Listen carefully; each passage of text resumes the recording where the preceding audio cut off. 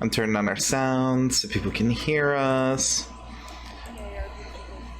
Hola. Yep, please show your faces. I think you're all cameraless. All our cameras are on. Am I broken? Alright, hold on, let me reload. Hold up. And I don't think you're live yet. I'm live. Yeah. Mine doesn't show you live yet. The stream will be starting. Yeah, it doesn't show you. Yeah, it's gonna update. I can guarantee that we're live. There you go. Yeah. I'm fucking great at it. I would say there's no way in hell he's not. Mm-hmm.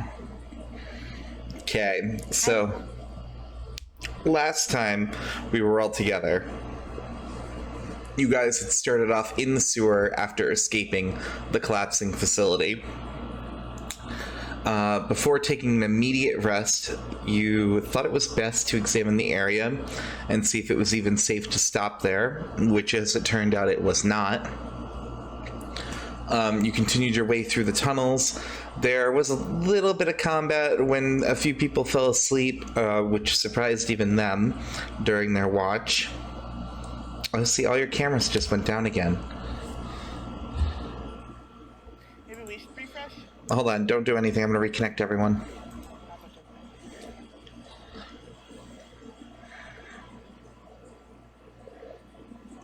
Should reconnect everyone.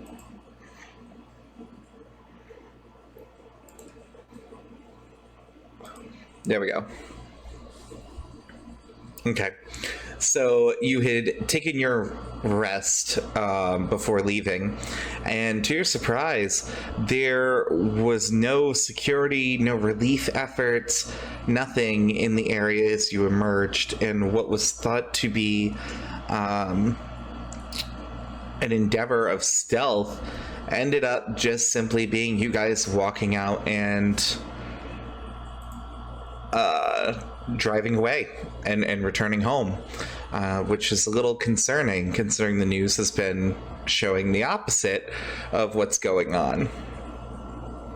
When you guys had arrived home, you had decided to do a few housekeeping things, including examining the cryopod. You three go ahead and try and reconnect, because the only one whose camera didn't drop was Siren, so I think you guys are broken. Okay, I'll refresh. Refreshing. And remember to mute again. Okay. Perfect. Hopefully that works and everyone's better now. Because literally I lost everyone except for Siren. Anyway, so you guys had opened the cryo chamber to discover that Pratt, the owner of Pratt's Protective Equipment, one of the 3 VIPs of your world, has been essentially put on ice. And during the panic of deciding whether or not to keep him awake or not, you last minute decided it was best not to deal with this right now and put him back in the freezer. Of course, his eye did twitch and he made eye contact with Tuck, who was standing at the controls, before that did happen. Now, of course, Ray had been working a side hustle to attempt to get some discount and perhaps keep some of the precious things you found while you were down there. Things escalated rather quickly, and Ray ended up topping a coffee date and turning it into dinner, allowing you guys to keep everything that you found, as Ray has now made plans to go on a date with one of their contacts. Other than that, you have been given your first real job by Frank, proving that he now trusts you. He has asked you to take out the lead of another gang in order to help him expand his own power, increasing your benefits.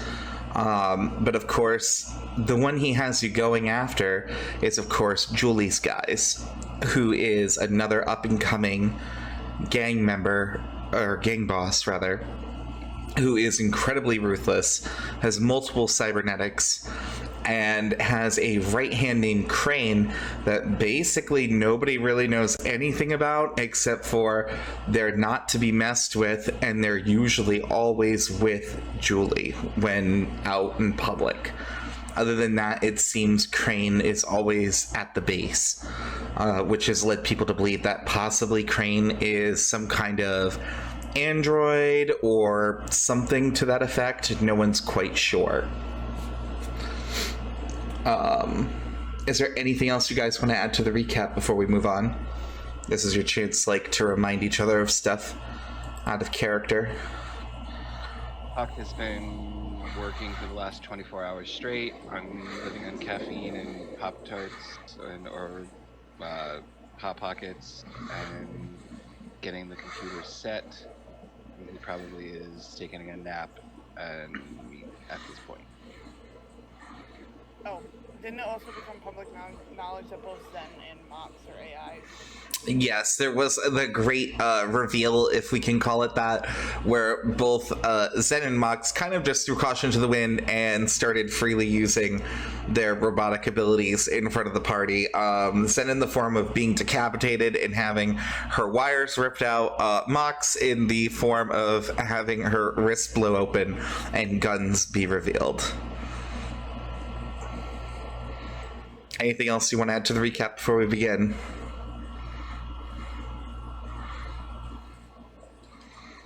Wasn't Ray going out and shopping with Iris to get a sexy black dress or something? Oh yeah, because we were gonna try and kidnap the big boss. Ray had made plans, but I do not believe that had gone through yet. That is something that we can definitely address when we get into the game. But yeah, so Ray has been silently working in the background to eventually lure Iris away to have some one-on-one time. Ray also tried to sell Tuck at some point, or she toyed with the idea anyway. Yeah, Ray was entertained by the idea of selling, but did not actually. But that's fine. This is all out of character. So, all right. So let's jump right into the game then. So it is another day. You are all at the shop. Things have gone relatively smoothly. There hasn't been any recent drop-offs by Frank, although you do have your own assignment from him. If this were how every day was, you could almost forget what the last few days had been like.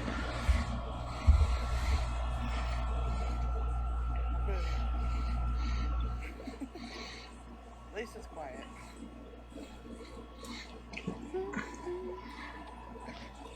And don't forget to heal yourself, Zen.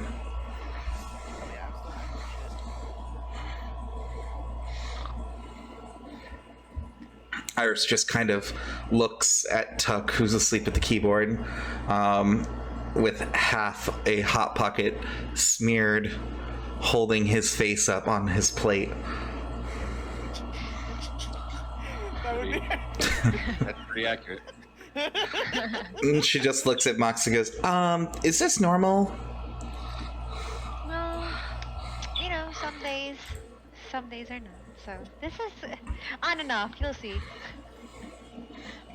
She nods slowly and goes, okay, and I know I'm not done with my schooling yet, but I'm pretty sure that's not good for his spine. Tuck, do we have any information regarding your spine? Are you waking up, hacker. Tuck? Yeah. I think, Moxie, we should stop asking questions and just start planning.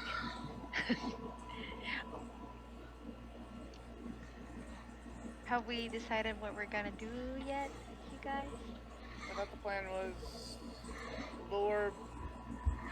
either knock her out or lure her out and kidnap her while we murder everyone else on the side. We were gonna do the whole split. And how are we gonna separate the teams? Well, it was either gonna be you and Ray, because you had kidnapped Van, and me and Tuck, or it was gonna be Ray independently while the three of us go murder. I think that was the two suggestions for team splitting.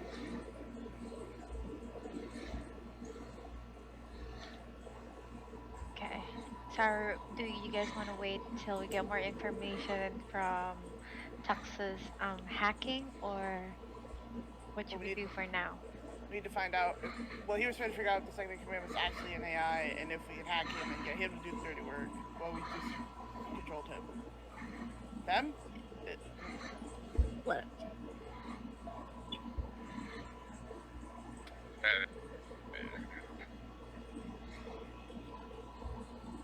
Oh, get off me, Mike. I'm not in the mood.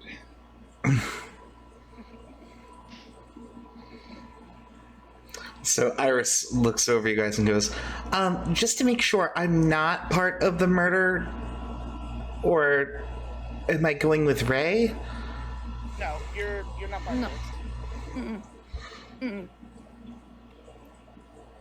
She nods for a moment and goes, I'm not running the shop, am I? Because if someone needs a repair, I have no idea how to fix anything.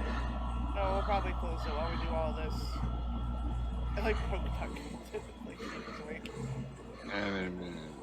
No, Mom, I don't want to go to school. Shove him out of the Shove him out of the chair. Yeah. Okay. What the fuck? Wait a minute. What the fuck? Tuck, you do rudely awaken on the ground. A motherfucker. Listen, man. And I am going to hit you for a little bit of damage.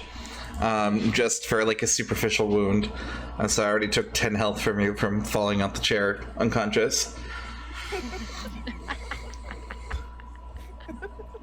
So, 50.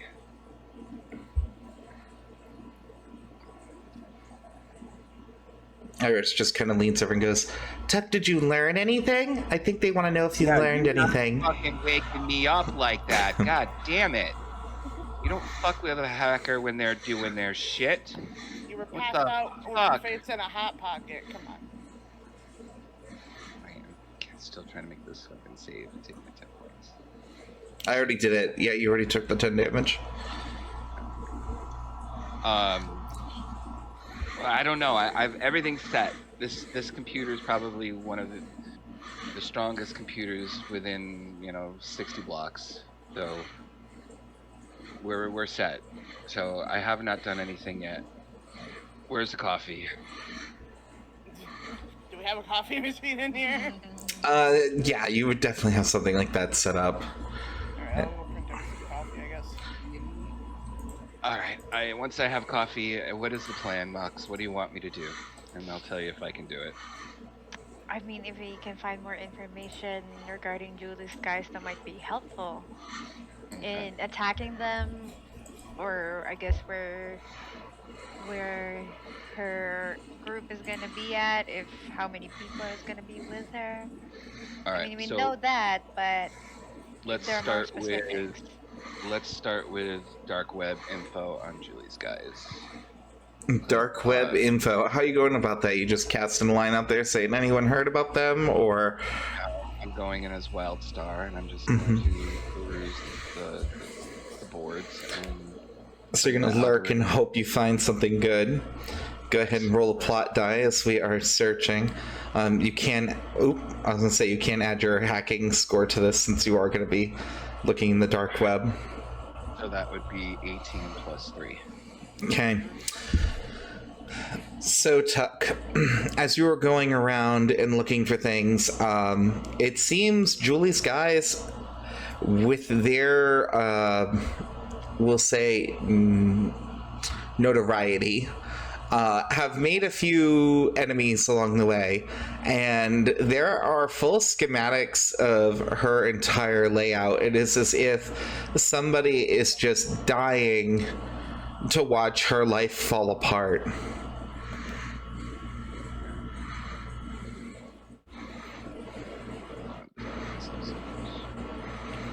So, a possible hacker of good esteem possibly might be feeding this somewhere. Is there any tracing ability for me to see that? You want to try and see. You're Where gonna the- try and hack into where- the original person who posted this. Well, no, I want to see if I get any clues or if there's anything I might notice. As far as signatures go, there's nothing on it. That's not uncommon when going after such a high-profile target, especially someone as ruthless as Jules Guys, because if you were to be discovered, they are the type to kill your friends, family. Like, they erase the bloodline, basically, if you are caught. So the full schematics of her hideout are available? They claim to be, of course. Like, you don't know if they're exactly a one-to-one, but... Well, I would try to probably cross-reference them with public knowledge of that building. So, like, most buildings can public information, like... Okay, and since I'm not going to make you roll for that, that would be pretty easy for you to get into. Again, like you were mentioning, traditionally it's public. The internet functions a little differently, of course, in this time period, but schematics and layouts of things like that, Tuck probably would have already gotten his hands on for his own side hustles. So, on a percentage, when I compare and contrast the one from the dark web versus the one on public knowledge, there seems to be about a 20% difference. It seems like there might have been some illegal remodeling done. And so at least I have a good layout now. Are there, in that schematics, am I getting any heavy fiber optics, any heavy server or power drains on the grid? There's definitely a hookup for a large power drain, whether that is some kind of supercomputer, whether that's for like an AI, you're not sure, but it is there. So something in this building is drawing a lot of power.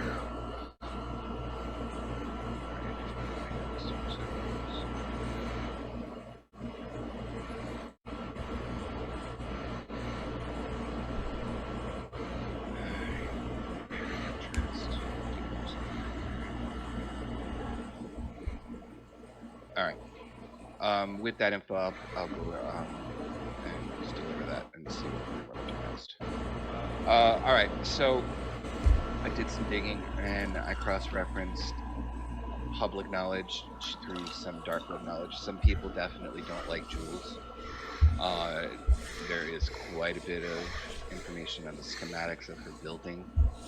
Doing a compare and contrast, I do believe there might be some illegal remodeling in there somewhere, because it's not exact to what they submitted to the board of carpenters, because this hallway is a little bit different. I show it on the screen, and I show another one where making the 20% difference, showing the comparison contrasts. I can't guarantee there's AI, but something's draining. There's a drain on the power grid on that particular grid of the network. So there's a possibility it's either AI, some sort of supercomputer that I should be able to access, and I could get into their systems. The problem might be if it is closed circuit. I don't know. We have to figure out, what are we gonna do? Are we gonna go ahead? If it's closed circuit, do we, Zen and I, have to be on the premise and hack? Or if it's an open circuit, I can get it in here and I can cover our tracks with it. No worries. Well, is there an easy way to test this open circuit? Yes, but if I fail and this whatever's draining on that particular part of the grid, it's going to show. It might show my ass before I want it. So If we want to test it, I would suggest going off the building and going to the public, one of the public cafes. I can access pretty much anything from the computer cafes, and then that way, if it does snap off and show my ass, I can get out of there with no issues. Okay. Do we all want to go at the cafe, or should we?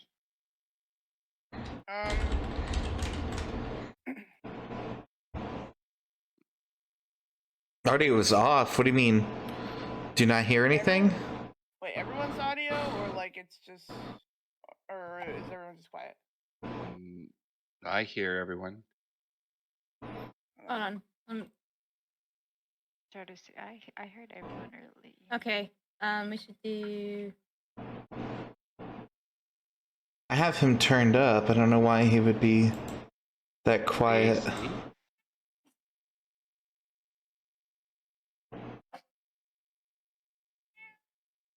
I am not feeding you, cat. No cat feeding right now. Hi, Witchy. I'm sorry, I didn't want you to think we were ignoring you. I just turned it off. Can you hear me now? Oh, there's a noise that sounds like an AC. Yeah, it was probably my fan next to me. I want to move it into the other window, but I'm gonna do that later. But I just turned it off for now, so it should be gone. Okay, I think that fixed And I it. turned up Lloyd too, so if someone wants to. So, if someone wants to go with me and I can do a quick check, we can go to the cafe, and if I botch it, we can get out of there. But if someone's there to at least back me up in any issues, Ray will be busy getting ready for her date, but either you, Zen, or Mox, but someone's got to stay here and monitor Iris. And I don't know how you feel, Mox, our guest of honor needs to, we have to have someone here at all times. And I mean, I'll just go with you, and then if Mox wants to stay, they can. now I can have stay at Bert. Oh, sorry. Go ahead. I had loaded Bert up to a point in the ceiling, so you have a defense system. But activate this computer, and I can show you the quick commands. But you can handle it, I'm pretty sure. I guess I can stay here at the shop if a customer comes in, and then maybe while waiting, I can teach Iris some tricks with mechanics. Iris looks at you and sweats a little bit. I guess I could try. I'm not very good with mechanical things, but how different could it be? That's okay. We'll start from the basics. You'll be fine. I thought Iris was coming with me. Iris was supposed to go with Ray for shopping thing, I thought. Oh, Iris. You guys gotta go shopping. I can stay at the store. Iris tries to feign disappointment and does it poorly. Oh no, okay, yeah, I forgot I promised. She immediately gets closer to Ray. But yeah, definitely someone should stay here at all times, so I guess Mox has been kind of voluntold. I can stay here. Alright, so I guess that's the plan for now. So we're at cafe, you guys are at shopping, and Mox, you hopefully can make some money while we're gone. Some customers, please. Yeah, you don't need to move yourself. I'm just gonna. Yep. Sorry, Just let go. Just let go. Just let go. Okay. So we're gonna theater in the mind this part. So, of course, Tuck and Zentara, I feel like yours needs to go first since it is the highest risk of what's gonna happen right now. So, you easily find a cafe that offers some public computers. Of course, Tuck, this isn't gonna be the type of tech you're used to. In fact, this tech is generally well behind the curve. It is public computers. You are in a cyberpunk world. Hacking is a huge issue, so most people don't just lay out the best types of equipment, as they tend to either be used for illegal things or they get pillaged by viruses pretty quickly, we'll say, if not getting pillaged themselves for parts.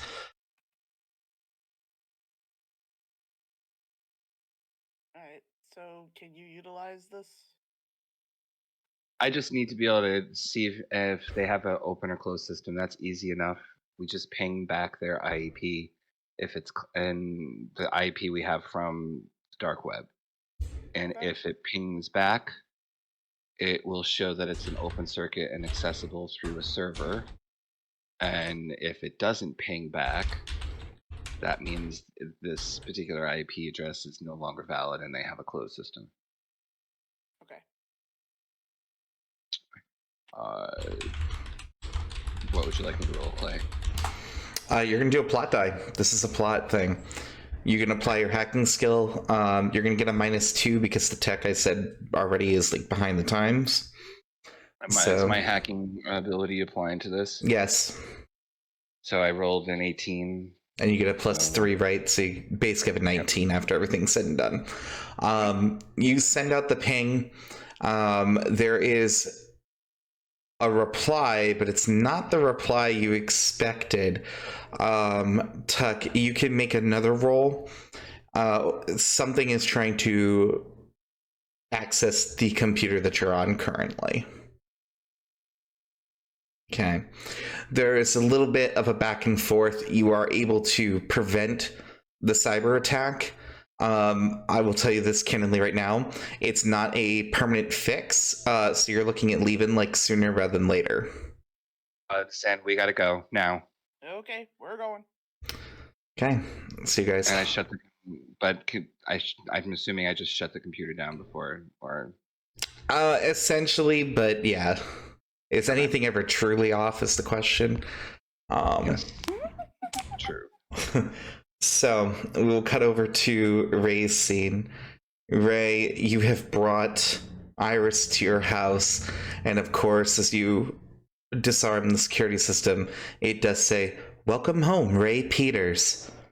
And as Iris hears that, she comes to a full stop and stares at you. Peters? Yep. She eyes you. You want to stand outside and hold, or do you want to come inside? She nods slowly and then follows you in. You can tell that there's a lot of hesitation there.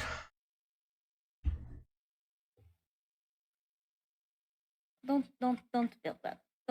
Don't think anything of it. And Don't think anything of the fact that we have the same last name? How many other Peters are there in the world? She nods, then continues. But in, like, our area? If it makes you feel any better, I lost like all memory. No idea what my actual name is, and I chose the name Rhea Peter. She looks at you and nods slowly and goes, "Okay, I don't think there's a Rhea in any of my family anyway. So you're probably right." She relaxes a little. It's just weird after being hunted and then finding out that you have the same last name. Coincidences are kind of not something I'm getting comfortable with. Yeah, I almost talked to you about it, but I didn't want to make you feel uncomfortable in the shop with everybody else. So I thought maybe easier if you do this. She nods a little and goes, "I think it'd be less intimidating if you weren't the one with the night job of what you do. Because you kind of lured me away from everyone and then sprung this on me." She nods a little and goes, "But I suppose if you wanted me dead, you probably already would have killed me." And thinking the money. She nods and goes, "It's not very comforting to think about, though." No, you're fine, You're fine, Renata. I was being very serious when I said that I wanted to bring you. I needed your help with making myself look pretty for a date, and I need your opinion on my my dress, and if I need to go buy a new one or alter it. She nods. "Okay, that sounds easy enough." She looks around your house. What does the inside of your home look like? Okay, so the inside of my home is it's more functional than comfort. I imagine you have very few things on the wall. There's really no knickknacks. I mean, if there is anything on the wall, there's like a couple weapons here and there, and the part of the security like the other part of the security system. Mm-hmm. So Ray like hella casual with the weaponry in her house. Yeah. Okay, sure. Yeah, hella casual. There's like a little kitchen area that's like pretty much all neat and everywhere. Like a small little chair with like one stool with the chair and stool, table, chair, table, chair. That's what I'm going for. And then there's like it's kind of like a one room kind of apartment Studio kind of layout. Yeah, kind of studio layout. So like and off in the corner there's like there's her bed. Bed that's like pretty much neatly like think military. Yeah, it's like OCD clean in here. And so Iris just looks around and goes, "It's cute," as she's looking at the place. Lots of weapons. Do you use all of these? Occasionally, but not always. I can't. I've been trained, and I have the ability to use every single weapon that's out here. But it's very hard to hide a lot of this shit. So handgun, right where it's at. She's over at one of the walls, and she's just looking at an antique sword you have hanging there. And she just nods and goes, "All of them you're trained in?" Yep. What exactly did you do before you became a mechanic? Do you actually fix things? I don't think I've actually ever seen you fix anything. Says the one who's going to fix it. Says the person that you said to the person who's going to build you a new bike? She nods and goes, "Yeah, but I actually haven't seen you do anything. Do you actually know how to build a bike? Or is that like Mox is going to build it for you?" No, I can build bike. She nods. It's just like taking apart and putting back together a firearm. She nods. Okay. Anyway, let's let me show you to my closet. She follows you the 10 feet to your closet. The closet has actually like been, I would like to say that Ray remodeled a little bit in the closet to make it a little deeper to accommodate like all of the little extra stuff that she Totally fine by Ray having a walk-in closet, especially if it's illegally remodeled. Like, what I imagine is that it's like just a normal ass closet, but then there's like a button on the side to lift the wall, and there's weapons behind it. no. I mean, Ray's got them hanging all over the wall. There's no reason to be secretive now. Fair. Ray don't give a fuck. Yep. So Iris follows you into the walk-in closet. So here's my closet. So I have to go to the Crystal. So I'm going to go to the Crystal Peak for dinner. She parts clothes, pulls out a box. I think this would be the best dress for it, but I'm not quite sure. Iris, of course, is looking at your other clothes, which are all very functional, very mundane, work attire, we will call it, for yourself. And she just looks at the box and goes, "You have one dress in a box?" I don't really need to use it all that often. I mean, do you see people walking down the street wanting to have date with me? She thinks for a moment and goes, "I think if you were less open about the violence, you'd find people to be a little more approachable." And I'll give you that. I'll give that to you. Anyway. So you open the box. She examines the dress and folds it. It's definitely more elegant than anything Ray would normally own. How this came into Ray's possession, you can choose to share in the future if you'd like to, or keep it a secret. Iris does look at you, and you can see that there is that immediate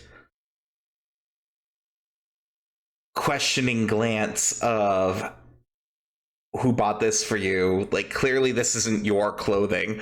And so she just looks at you and goes, "It's cute. Was it a gift?" You could say that. She looks closer at it, and we're just gonna go with this. Iris stumbles upon a part of the dress that has been repaired. It clearly used to be a bullet hole, but it is so well sewn back together that you would literally have to hold it in your hand and examine it as Iris is.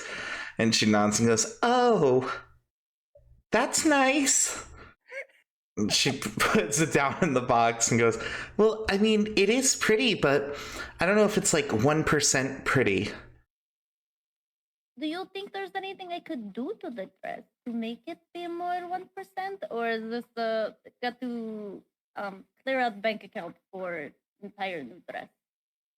She thinks for a moment and goes, "Well, I suppose maybe if you like accessorized it heavily? Like, do you have a necklace or anything you could wear with it?" She pulls out like a little box that just has a bunch of like random jewels. It's all neat, all put in neatly, but it's like a box that just has like little sections of like, this is what I got. She looks at it, looks at you and goes, "Mementos?" No, half this shit I actually bought. She exhales and goes, "Oh, okay." And then you watch as she goes, "Wait, half?" And then she continues going through the box. Go ahead and make a plot roll, Ray. Since jewelry's definitely not your forte, you wouldn't know it's worth anything. As Iris picks through stuff, she does pull out a very large, what you would definitely consider to be gaudy, jeweled necklace. It is covered in sapphires all on the outside, going down, and then it is accented in emeralds. And you watch as she pulls it out, and she goes, "I think this will do."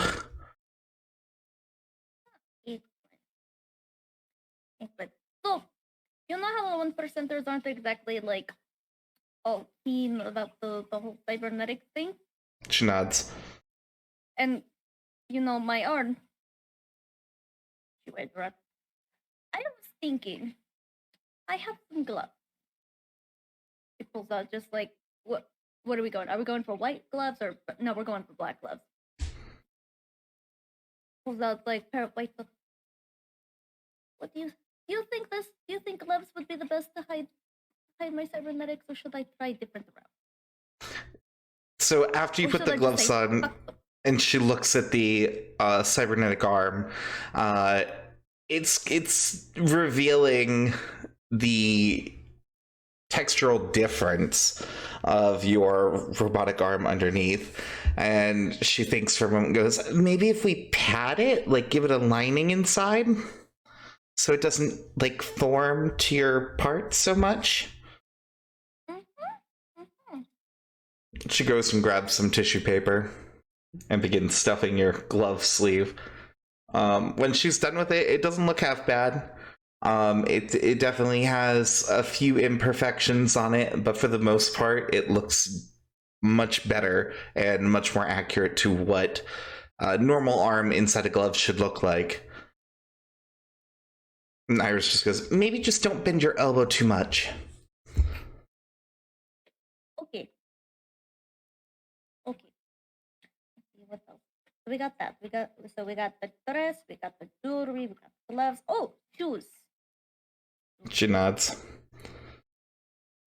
And then she looks around and she just grabs one of the boxes and begins opening it. Go ahead and make a roll as she goes through your shoes. Okay. So as she goes through, she actually finds the matching shoes that went with the original necklace that she had pulled out. You do watch as she kind of half-heartedly laughs as she picks a piece of hair off the shoe and hands it to you. They are also black, but they have that same pattern of the sapphires and the emeralds on them. You know, I almost forgot I had those. She looks and goes, I can't imagine why.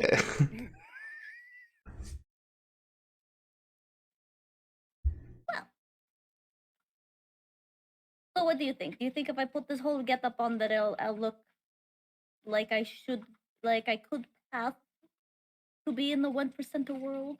She nods and goes, between the shoes and the necklace? Absolutely. Eh. Have you thought about that head plate, though? How are you going to hide that? Oh, that I got a hairdo. I got a hairdo style that I'm going to do with that. Then we're going to pin it up with the. She pulls out like a brooch, not a brooch. Like hairpin, hair clip that has like a really gaudy looking thing. Like I was thinking this will do. She nods and goes, I think between the necklace and the shoes, it'll carry it. Oh, let's see. How much time do? How much time? When is this? Is this the day or is this close to the day? I think We're gonna have it be the day before. Okay. You had the hindsight to prep yourself in advance so you could do a dry run. After all, you are a professional at this kind of thing. Okay. Now, you go sit on either in the kitchen on the chair or go sit on my bed for the moment. I'm going to go put this on and I'll go make myself look pretty with makeup, and you can tell me if I need to do anything different. She nods. Okay, I'll wait for you in the kitchen then. So like in the closet, Ray puts on all Roll the for whole getup. smashing that face. Because this is definitely not something that Ray's probably good at. Okay. So, Would me throwing in my bits from that I didn't you could from totally. last time, would that Well, help? it's gonna still be a 9, but it won't be as tragic. It's gonna be like a barely fail. So, it's up to you and like how much shame you want Ray to feel in the next 2 seconds. We can go with mild or moderate. We're not going, Game of Thrones, ringing the bells game, shame. Throwing the balls, the stones at her. Yeah. Oh, Courtney's let's see. giving you a reroll. You can roll your plot die again.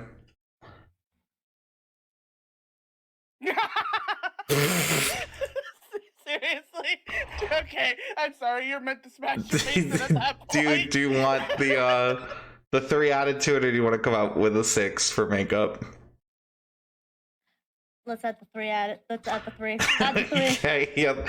So you step out as you make your presence known in the kitchen.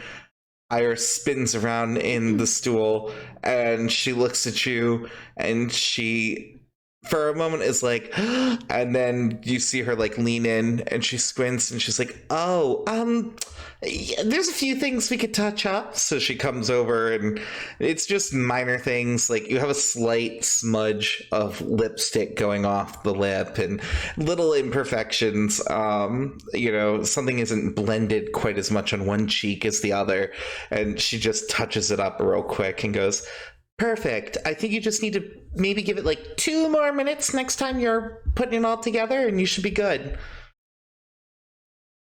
Okay. As you can tell, I don't really do much of this stuff. I mean, the only thing that I can do is like blend concealer to hide black eyes. She looks at you, thinks for a moment, and goes, I completely believe that.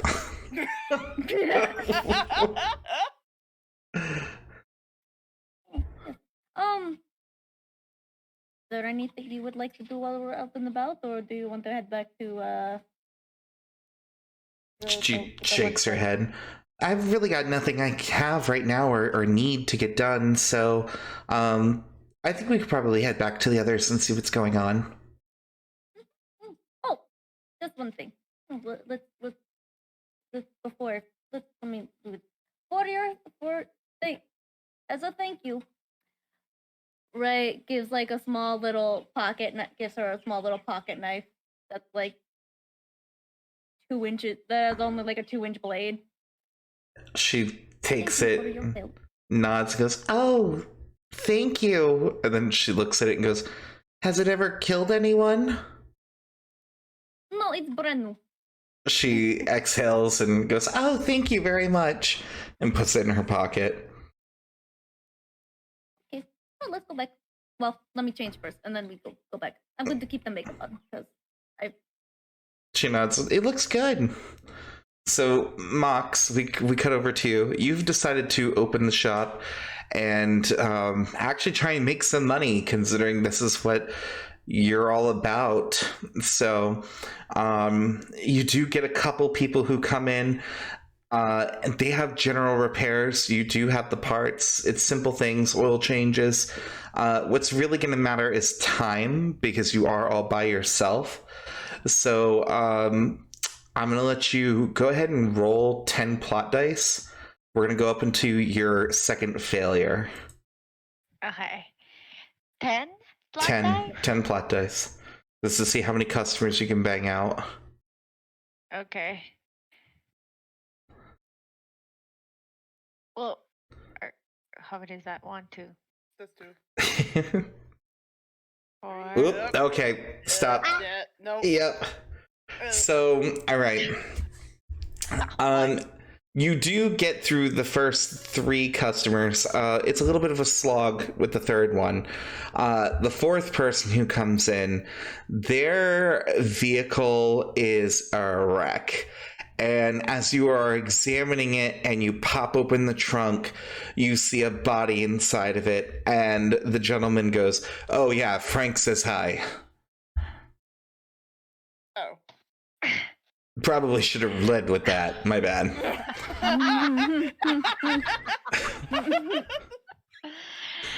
Fuck. And then Mox slowly closes the trunk and like, There's one more "Oh." customer in the store, of course, like, "Excuse me, can you help me?" As they start approaching you. Well, Mox immediately closes the trunk and says, "Okay, hold up a minute. I'll be right there. Can you go back to your vehicle or whatever I'm trying to help her with?" I'll wait at the front desk. So Okay, thank they you. walk back over. The guy looks at you and goes, "You gonna take care of that, or we kind of need this in like an hour?" I'm gonna take care of this. Do you want to wait for this, or can you? Yeah, just I'm gonna come have to back? wait for it. I need it in an hour. I gotta leave from here. What do you think? That's the only body we gotta remove? And you hear the Okay. lady at the counter go, "I'm sorry, what?" Oh, nothing. Just please don't listen. We're just talking about, different type of story here and there. It's nothing. It's nothing to worry about. You should be fine over here. It's just a dead cat. You see the look of concern crease on her face. "Oh no, that's terrible. I'm sorry. Were you the owner?" She looks at the guy. He looks at you, looks at her, and goes, "Yeah, I owned a cat." Yeah, he just ran over his cat. I'm so sorry. I'm sorry for your loss, but I'll definitely help you fix this and come on at the back. Is that to hit the guy or the lady? The guy. Okay, The guy. so you take him into the back. Have a quick question though. Do we still have our chemicals? You do, yep. Okay. Business in the front, acid in the back, yep. Yep, right. We have the. Okay. Hello, Frank's friendly over here. What is your name again, sir? He looks at you, looks at the woman up front, looks back at you, and he goes, "Thomas, but I don't understand. I thought you guys were professionals. Where's your crew?" Well, of course, we're also busy. We're all busy. We all have our lives. So, Mr. Thomas, here's the thing. As you can see, and as you have noticed, I'm here by myself. Well, and we have another customer here in the shop. Do you mind helping me? I mean, we're on the same team. We're on Frank's team, right? Do you mind helping me and keeping the Charisma lady check, here? charisma check. Trying to convince the gangbanger to join you. I have. I am going to have him roll against you too in a GM roll. Okay, I have 9. Go ahead and make your roll. That's a plot. Yep. Okay. So he rolled a 19.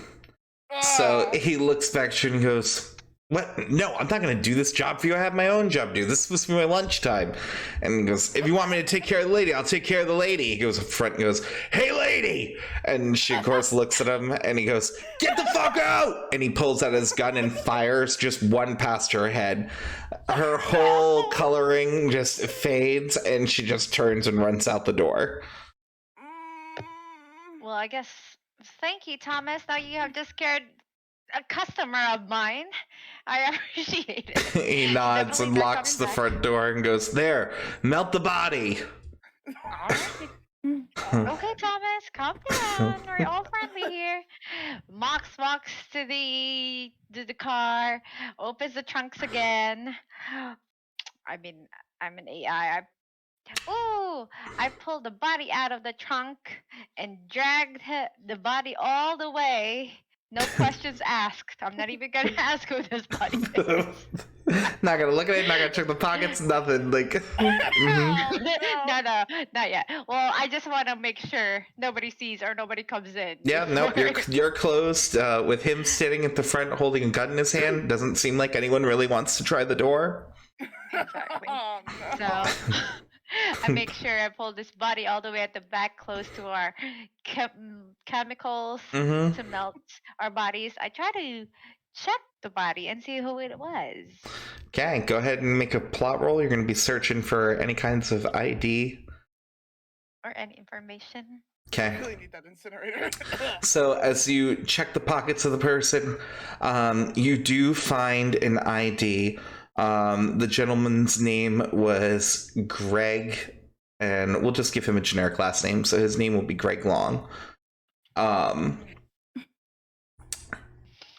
It doesn't have any other personal information within his belongings. The ID that you found was a work ID. It seems to be for one of the local stores. You're not exactly sure what they sell, as the name is just called Emporium. And so it doesn't really give you much information what they actually sell there. The man seems to have been in his mid-20s, and he was definitely beaten before he was killed. Okay. So is he an AI? Is he a human being? He was human. Okay, human. All right. I guess no question asked. So just Sorry, gonna Mr. dump Greg him Long, in. May you rest in peace. Yep. The chemicals. Okay. So you say rip bitch and throw him in. Okay. So this isn't going to be a challenge for you to finish the rest. So for completing the 3 tasks before and not getting the cops called on you, go ahead and add 6,000 terror points to your account. Where do I add the 6,000? You can have it in your inventory. You can have it in your notes, wherever you really want to keep your terror points. 6,000. Just an extra 6K from doing the jobs. Thank you very much. Of course, at this point in time, everyone's going to arrive back at the base. What you're going to immediately find as you walk in is a large man at the door. And of course, Mox finishing up the car. Hi, you guys. This is just Thomas over here, my friend Thomas, doing some business with him. And I think we're done here, Thomas, right? Thomas looks at you, looks at the vehicle. He pops his head in, looks around, goes, "Yeah, it looks clean enough. All right, thank you very much." He puts out his hand to shake yours. See you, Thomas. Have a good day, sir. Yep. He gets in the car and drives off to collect another body. So you guys, I guess let me share my day with you guys. I'll come across with one of Frank's business, and we have another dead body, Mr. Greg Long, but I think nothing too crazy. He's an employee at Emporium. Did you keep the ID, Mox? I kept the ID, yes. Okay. Make sure it's in your inventory. And yeah, that's it. How about you guys? How's your day been? I look over at Siren. Ladies first. You mean Ray? Ray. Grr. Yeah. More coffee. I'm still More waking up coffee. because Zen fucked with me. Iris kind of Uh, showcases Ray's face and goes, "Look at her face." Oh, lovely. that's kind of why I said ladies first. Yeah. We pretty much got my outfit down. It will be able. I probably won't stick out like sore thumb in with the 1%ers, but I'm not going to be like all the way up there. Iris I gotta nods. ask, where are you gonna hide the gun? If I tell you, I'd have to kill you. Iris nods too and goes, "Yeah, and she apparently has killed a lot of people with good fashion sense." That I can believe. And it's come to good use. Have we figured out how we're gonna get into the restaurant? Do we have a reservation or a way in? Oh, right. I make quick message to Infernal. Mm-hmm. So I'm going. Can we go to this place? Can we go to this place? So there's a moment where you see the reply coming, and then it stops, and the reply coming, and then it stops, and then he sends a message and says, "With 1 day notice." And then he sends another message and says, "Is this a test?" Hey, you told me that all I had to do was say whatever I wanted to go, and this is where I wanted to go. So you see the same pattern of the bubbles appearing, then stopping, and then them reappearing, and finally you get the message sent. Count on it, it's gonna happen. I'll see you then. All right, so on my rounds, and I went to such and such computer A, B, C cafe. I was able to get in.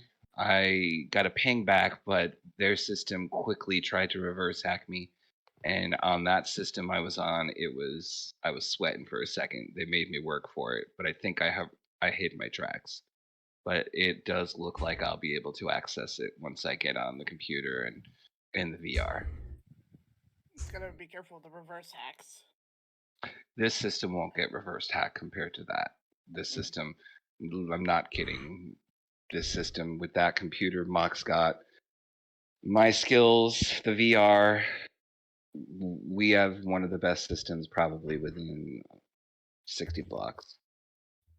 Do you think we'll be able to get into, well, if they're an AI, into their system? I do think I can't give you yay or nay. The system was quick and it was definitely different than I'm used to, but I was working on a piece of archaic crap. This computer is not archaic crap, so I may be okay. Alright. Certainly hope it's not archaic crap after the amount of money we just paid for that. Well, no, I'm talking about the cafe, like being able to hack and ping. I was fighting off their system that was trying to figure out who was pinging their system.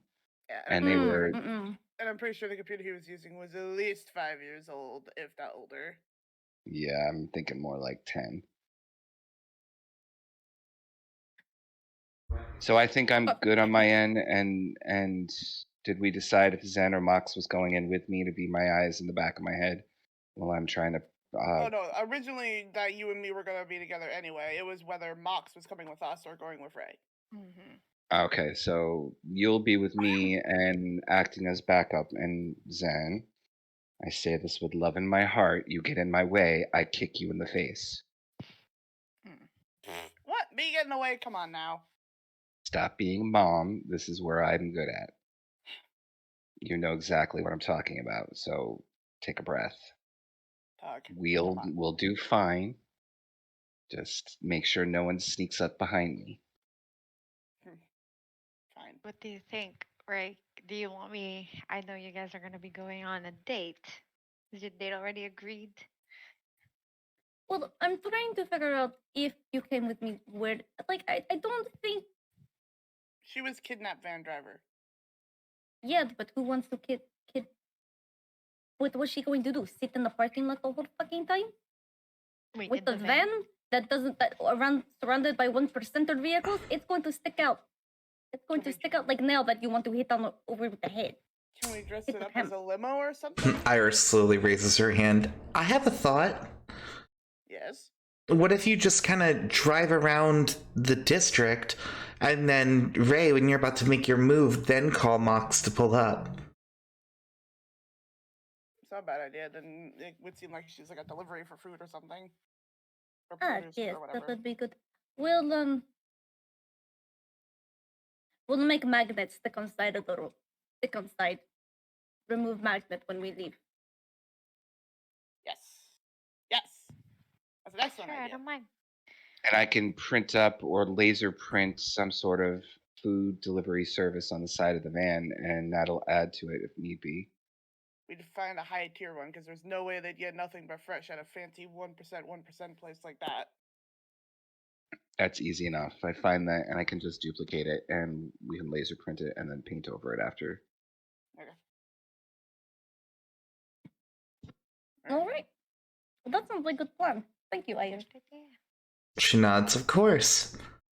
Says the party agreed that they're going to wait until tomorrow to take their next actions. I can't think of anything else that would be relevant, so yeah, I'm okay with waiting if everyone else is. I think And- Tuck would probably want to get a good night's rest to be on his best, so he'll probably be all voting for sleep. Right. Okay. And we also have decided that Iris stays. Yep, Iris is in the gonna be baby shop, staying. right? She's Okay. gonna be There's the shop watch. to The yeah, shop's closed. literally babysitting a closed store. Yep, she has the most important role. I mean, she has to make sure our friend in the back doesn't end up getting up and walking away, so. Exactly. And I'll make sure Iris knows the commands to activate the security system and have Bert on top if need be. Are we about to go to sleep now? Yeah, because you guys are all good and that's what you want to do. Everyone's gonna rest, or Ray, are you gonna push yourself the night before your big day?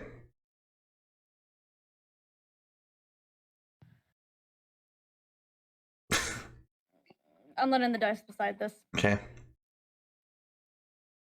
I go the fuck to sleep. Okay. so, Can them make themselves sleep, or is it still uncontrollable? You find that if you mimic human sleep, literally just standing there with your eyes closed, you do reach a pseudo state of sleep where your senses dull. You can actually dream, but when you dream, it's a little more abstract. It's very rare that you see something that you would see in the waking world, except for, of course, that one person. Before I go to sleep, can I feed Randy first? Of course you can feed Randy. What does Randy eat before bed? Randy will eat. I should have taken some body parts from Greg Long. I'm gonna feed him raw meat. Okay. So Raw meat. of course, because the setting of your world, most food is synthesized. So you literally are synthesizing raw meat for him to eat. So artificial uncooked meat has been printed on the plate. Well, hopefully he's also a synthesized whatever. Okay. So as you present it to him, Randy does kind of poke and prod it at first, but after a moment he does begin eating it, and it doesn't seem to be hurting him. Okay. So, if you're all set, it will be the next day. This is the day of the date. This is the day of the great hackening. This is when you're going to find out whether or not you make the world better or worse for yourselves. Yay, no pressure. Yeah, let's go. All right, I will go get myself comfy. make sure everyone eats, has a snack, whatever. Who are you kidding? I got coffee, I got Pop-Tarts, I got sugar sticks. Now, I'm a happy mofo. the real question is, are you doing these attacks at the same time? Are you hacking the robot at the same time that Ray is going to be on their date? That was the plan. Is that That we was take the 2 plan. birds, 1 Okay. stone? So then we're skipping the whole morning. It is now nighttime. It is assumed that Ray has gotten ready for their date with Infernal. Of course, we have people staying behind, and so let me go to our new place and zoom out a bit. Okay. And of course, for some reason, that did not load. Oh, no, it did. Down here. And I'm going to bring the party with me, even though all of you are still at home, nice and safe, minus Mox, who's taken a few rides around the road. Mm-hmm. And Can I bring Randy with me? you can totally take Randy with you. Why not? My new pet. Oh my god. Okay, so Ray, do you have Infernal pick you up at your job or at your apartment? My apartment. Okay, so as you're waiting inside, there is the knock at the door, and then you hear his voice go, "It's your favorite." She opens the door after disarming the security system. Person to open the door. Wow. Like, oh wow, you clean up nice. Mm-hmm. As you're staring at Infernal, he has short black and red hair. On the sides, it is essentially like a red zigzag running through, and both the top and bottom of his hair is black. He's dressed to the nines. I mean, he's literally full on tux, cuffs. As you can, just by glancing at him, he's screaming money. And he looks at you and smiles and goes, "And I see you clean up well too." Thank you. Do you think this will do? Should I try to find something else? He looks at the dress for a moment, but immediately you watch as his eyes drift to your shoes and the necklace, and he goes, "I think you look fantastic." Oh, thank you. He let's- offers his arm. Hi. And she put it on. After you.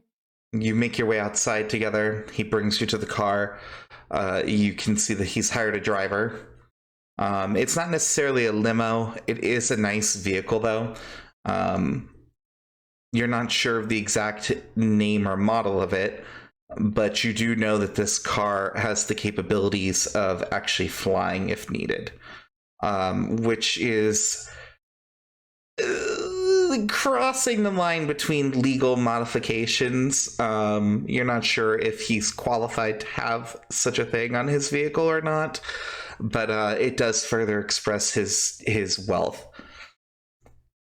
You drive to the location. As you enter the main building at the bottom, I mean, the building is gorgeous as you approach it. First off, it's 60% crystal.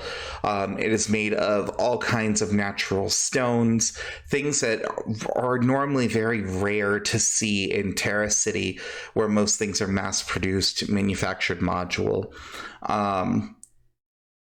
When you walk in, it is literally just a desk with someone who says hello and an elevator that brings you up to the main lobby. When you show up, there is another person waiting at the desk, and they smile and greet both of you. "Hello, do you have reservations?" And you watch as Infernal takes the lead and goes, "Yes, you'll find it under success." And she looks at you and she raises an eyebrow, checks, and you see as she's startled and goes, I do see you right here. Success party of 2 then. And she motions and hands you guys both a small trinket. This is going to allow the elevator at the end of the hall to activate. Please don't disturb any of our employees. You will see different doors on the way. Those are just to the kitchens and storage rooms. Thank you. Infernal hands you yours and smiles and goes, "Shall we go together?" and puts out his arm. Absolutely. So the 2 of you make your way down the hall. As you're passing, you do hear the sounds of people working from behind the doors that you're passing. The elevator at the end is as nice as everything else is here. It seems to be made out of natural stone as well. How they paid for all of this originally, you're not exactly sure. But if you had to guess, a lot of the money here is from your type of career field. So he pushes the buttons and you ride the elevator up. You skip a few floors. And of course end up in your requested VIP section.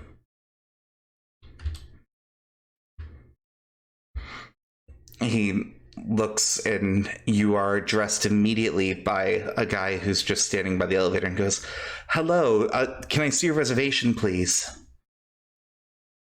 Infernal pulls out his and shows it to the gentleman, and he looks and goes, "And miss, yours too?" That's the The thing, what's yeah. the reservation? It's essentially a little token that you have. So he takes the token, looks at both of you, hands them back, and goes, "Your table's the empty one over there," and guides you towards it. Infernal, of course, pulls out your chair and allows you to sit. Mm-hmm. And he goes to his side and sits down. He looks at you and smiles and goes, "I have to admit, Ray, I'm kind of surprised that you had agreed to this. You've been so coy. I wasn't sure if you were actually into the idea or not." Well, I kind of wanted to get to know you a little bit first. It's kind of hard, but it's kind of hard with how our dealings are. But you seem interesting, fellow. I thought I'd give you a chance. He smiles. "Interesting, huh? Well, I suppose that's one way of putting it." He looks at you and goes, "Of course, you're quite fascinating yourself." Me, I'm not that fascinating. I'm an open book. He smiles at you. "I'm sure that's not true." Ray, go ahead and make a plot roll. Please don't be another 6. Well, it wasn't a 6. So, Wait, Oh. hold on. I'm gonna give you, if I do this right, 100 bits going out. okay. Let her re-roll a bit better or add No, whatever. that adds +3. Upload, there it is. Add +3. 3 Okay. rolls in the Foxfires. So, Ray, as you're sitting there and he's talking to you, Infernal is quite charming and in fact almost is drawing you in. But you remember what your main mission is. And so casually you look across the room and you do see your intended target with 2 guards at the table across from you.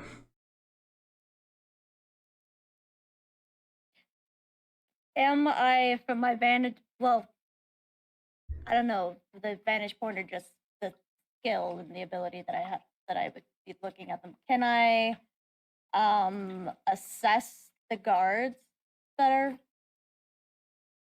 Yeah, go ahead and make another roll. Okay. Motherfucking balls. So you are feigning to look through a small handbag that Iris had given. Oh, go ahead and re-roll. You're attempting to look through a small handbag that Iris had given you on the way out. Shut up. You rolled 2 2s. That happened last time too. You rolled 2 6s. The dice have it. So you are trying to be coy and look over, and of course, Infernal looks at you and then looks across, and he looks back at you and goes, "Are we possibly working during this date?" Only a little, but you made me forget I was even working in the first place. He smiles at you and goes, "I suppose I could accept that as a compliment." He leans over the table and goes, "What exactly is the job you're on?" See, now if I told you, I'd have to kill you, and I really do like your company. He smiles and goes, "Why would you have to kill me? Maybe I'm interested in turning this into dinner and entertainment." Mm. It's a hit. That's what I'm going to tell you. He nods. Obviously, it's a hit, but who's the target? I'm unfamiliar with her.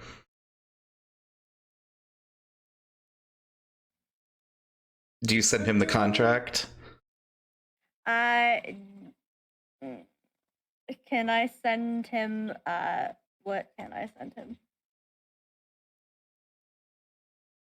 Sure, yeah, I'll send him the contract. Okay, you send Infernal the contract. For a moment, he doesn't seem to be reacting to the notifications on you here, and then you realize that his eyes are shifting side to side. He has contacts that allow him to see his digital device and is able to control it that way. Again, flexing his wealth. Uh-huh. Fancy. He nods and smiles at you and goes, "What's in it for me?" But what are you asking? What do you want? He motions to the area and goes, "Well, this is one of my favorite fine dining establishments, and since this was to be a date, but I'm feeling a little used on this end, perhaps you could make it up to me with a few more in the future. Maybe ones that we aren't working on as well." You gotta give him points. He's slick. Yeah, honestly though, like he's smooth. You know, I feel like that would be a fair trade. I mean, it wasn't, if I'm being entirely honest, I wasn't intending on doing this in the first place. It's just things just kind of all fell into place. He double checks the contract and nods and goes, "I can see that actually. This came through after, huh?" It's like, "Well, isn't that clandestine?" He smiles at you.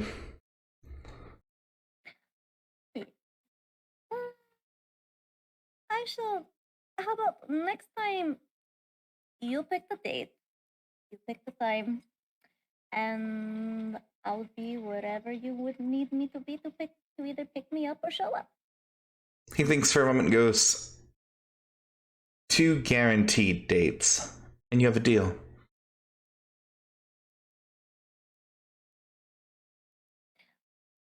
They have to happen within this month, though. He smiles and goes, "I would never dream of making you wait."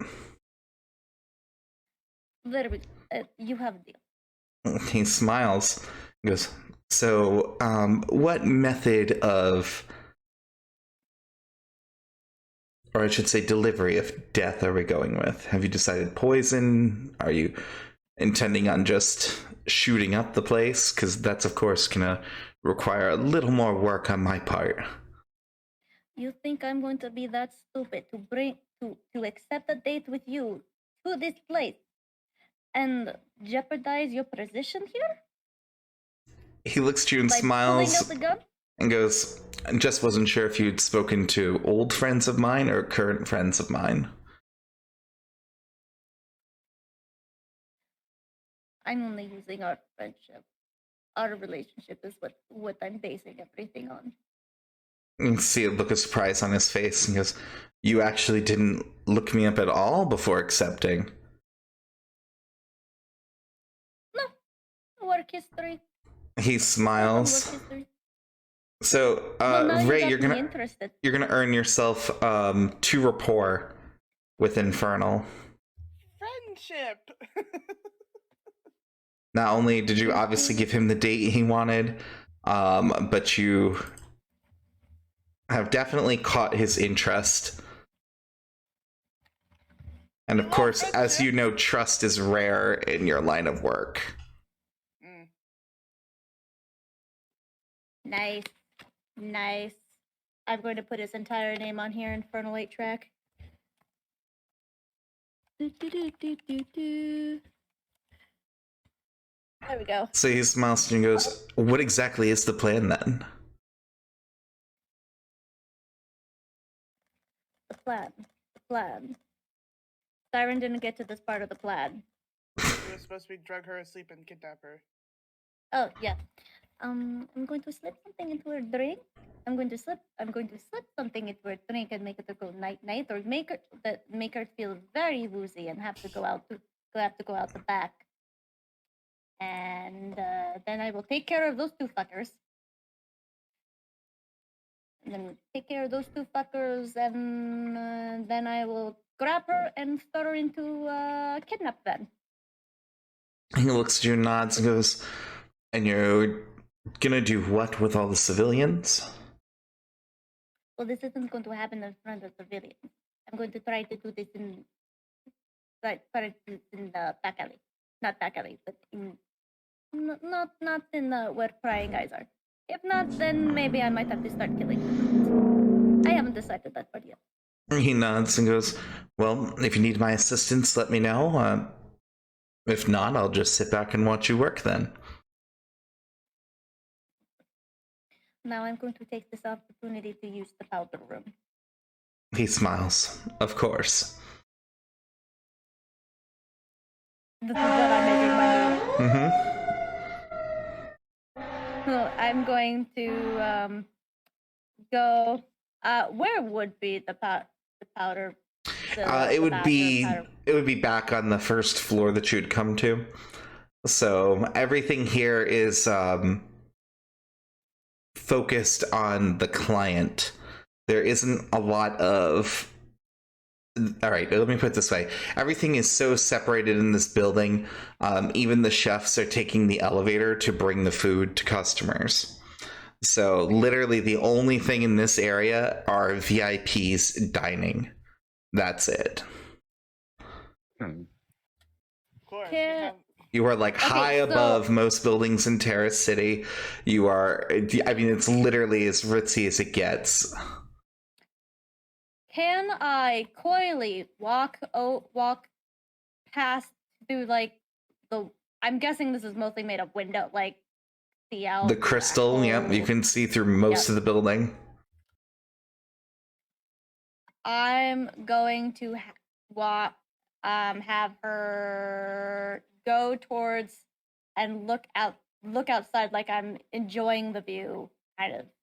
Got you. So you're gonna start from essentially one corner and make your way around to make it a more organic kind of pass by.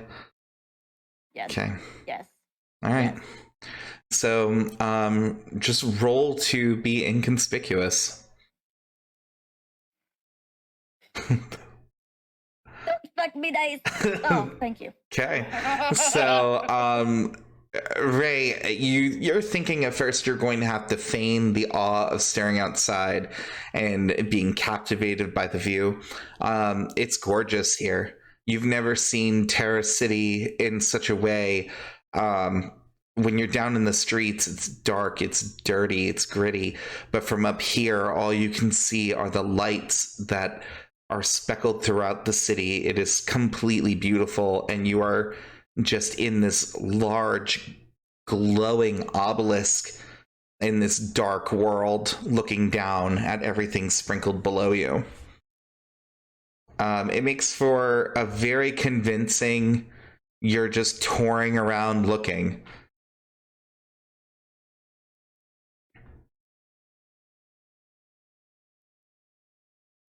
So I'm going to have Ray, even though she's not finished with getting this view, getting the look enjoying the view. I'm gonna have her decide that she's done looking around and walk back to the table.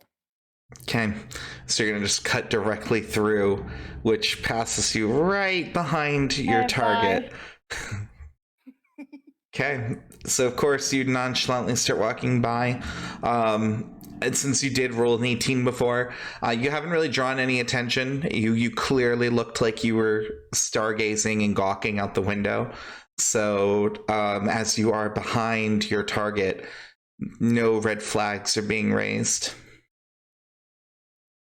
So now it's a sleight of hand check to see if I can. Mm-hmm. What are you doing?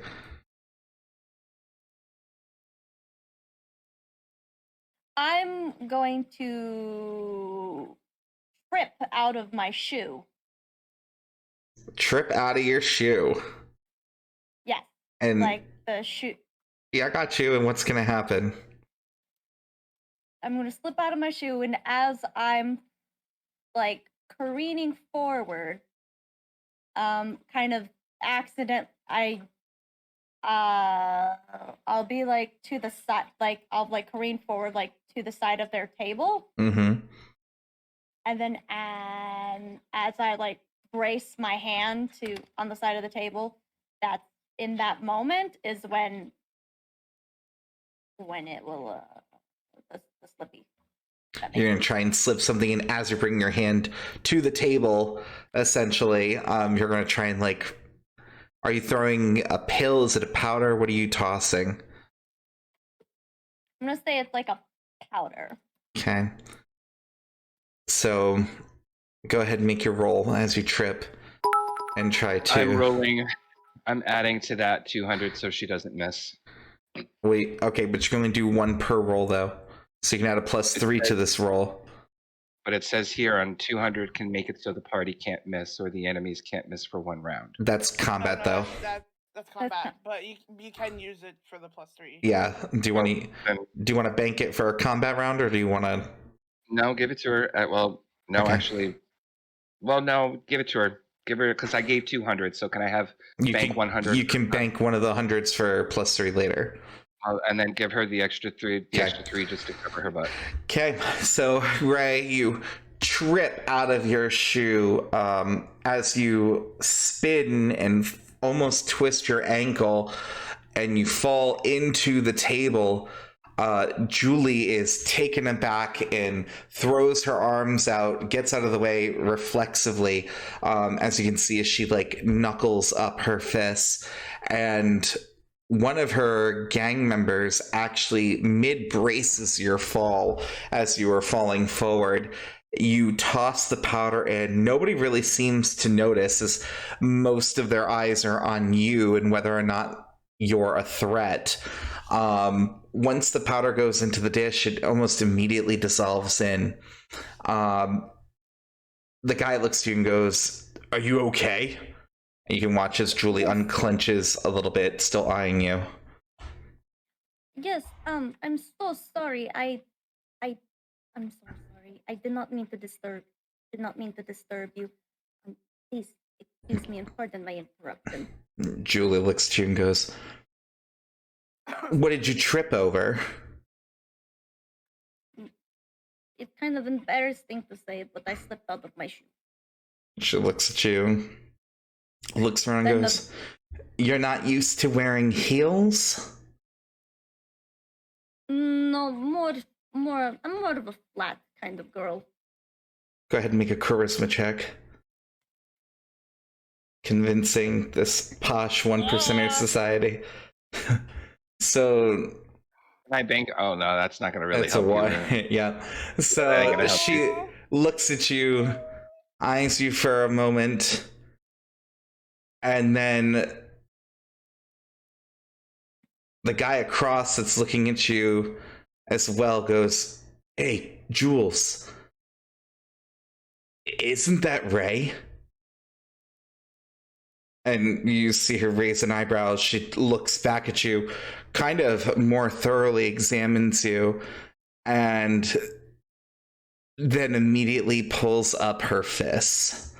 She is ready to fight you. You're going to enter combat. Mother balls. Okay. Okay, so let me. This is just gonna be like a round of like fisticuffs. It's gonna be a round of all kinds of stuff. I just have a generic like every NPC for like the crappy people. Go ahead and put your speed in. As soon as I can find, there we go.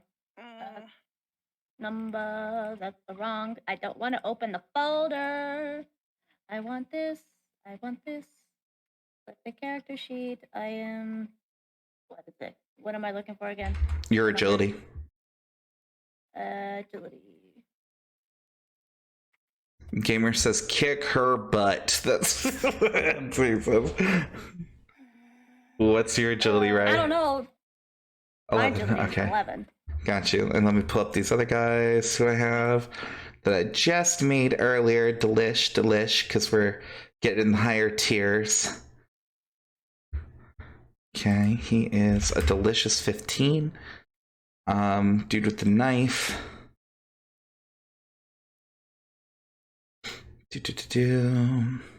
Oop. Oh, my character's scrappy. Whatever happens, it's gonna happen. Actually, I just looked at it. So I was that forgot. charisma roll basically her buying my, like, pretty much? Yeah, and because Not fine. it was a nat 1, the other guy recognized you on top of it. So he is someone who's also, I mean, you're running in the same circles basically. So I'm like, ah, shit. This one's off quick. that nat 1 always comes when you least expect it. So from the other side of the room, you watch as Infernal goes over, and you're not sure what he pulls out. He reaches into his vest, and the next thing you know, there is a small flash of fire on the ceiling as the alarm starts going off and the sprinklers activate. Okay, Julie's turn. Julie is going to plot attack you. She's going to try and fucking bring your ass to the ground. She's going to essentially do a underground fighting check on you. So go ahead and roll against her. If you have anything that would give you an advantage. Like, in part of the... If you have the flavor skill underground fighting, that's when this is going to come in. Because she is basically about to dirty fight you to the floor. I do, but I need to know what it's added. I gotta find that. Underground fighting is level 4 with a rank 1. Yeah. So rank 1, okay. So that gives you a +1 to it. So as she literally grapples onto you, it is a battle of the fucking giants, basically. You can feel her strength. She can feel your strength. She's trying to wrestle you to the floor, and you are holding your own with her. She would normally get another advantage for her cybernetics, but because you also have them, I'm canceling that out for this. So the two of you are literally just locked in this wrestle. All right. In other circumstances, I think this would have been a good fight. Oh, just shut up and go down. And she tries to struggle you. Gang member is going to come over here. He is going to make a shot. Because you are so close to her, if he misses, he will shoot her. Okay. So he fires the gun in the scuffle, and it slams in as basically the two of you are fucking gripped. You manage to shimmy her in the way as he fires, and Jules screams out as the bullet rips into her back.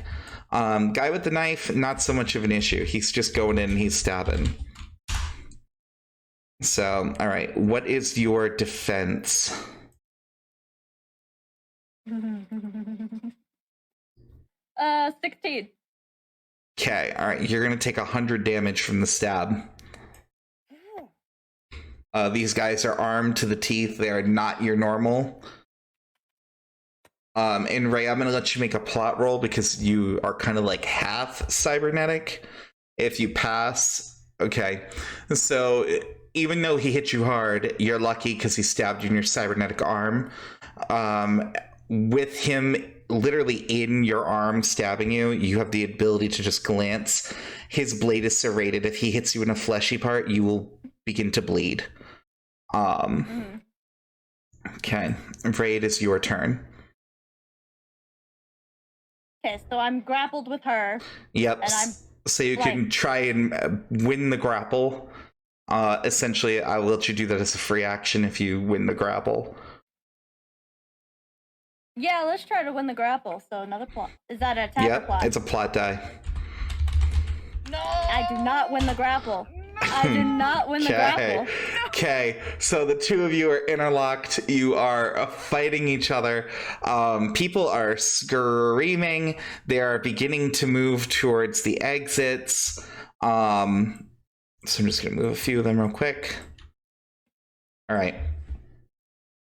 As you were fighting with her, the guy had stabbed you in the arm. He literally leaves the knife, grabs your shoulders, and throws you back as Jules now gets on top of you and has you pinned with her knees. Okay. So we're gonna move more of the people. They're screaming, running to the elevator, trying to get out. There's fire and they're wealthy, so they're just like, they don't care what the hell's going on around them. Blessing in disguise. Yep, so I'm just gonna redo the thing. Okay.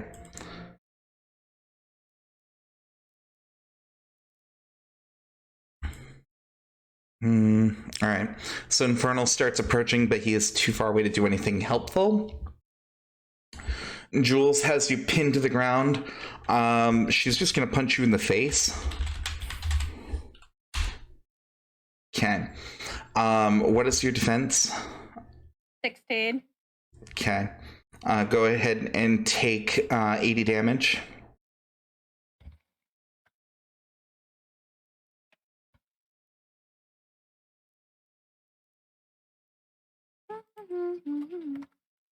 And Ray, since she is actively attacking you, I will give you a chance to buck out of the pin as she's punching you basically in the face. Is that an attack roll? It's going to be a plot roll. You're going to try and get out of here. Okay, so since she is punching you, I'm not going to give her the opportunity to roll against you. So you do break out of the hold, but you're a little worse for wear. The gang member with the gun. He's actually, there's really no threat right now, so he's going to just sit back and kind of watch. Okay. Okay, Ray, it's your turn.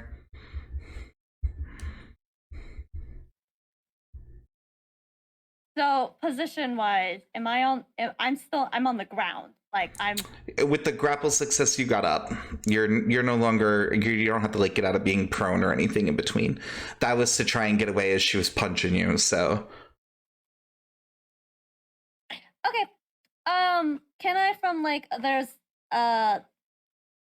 my dress like rode up and that's where like I had my gun Yeah, of course. grappled.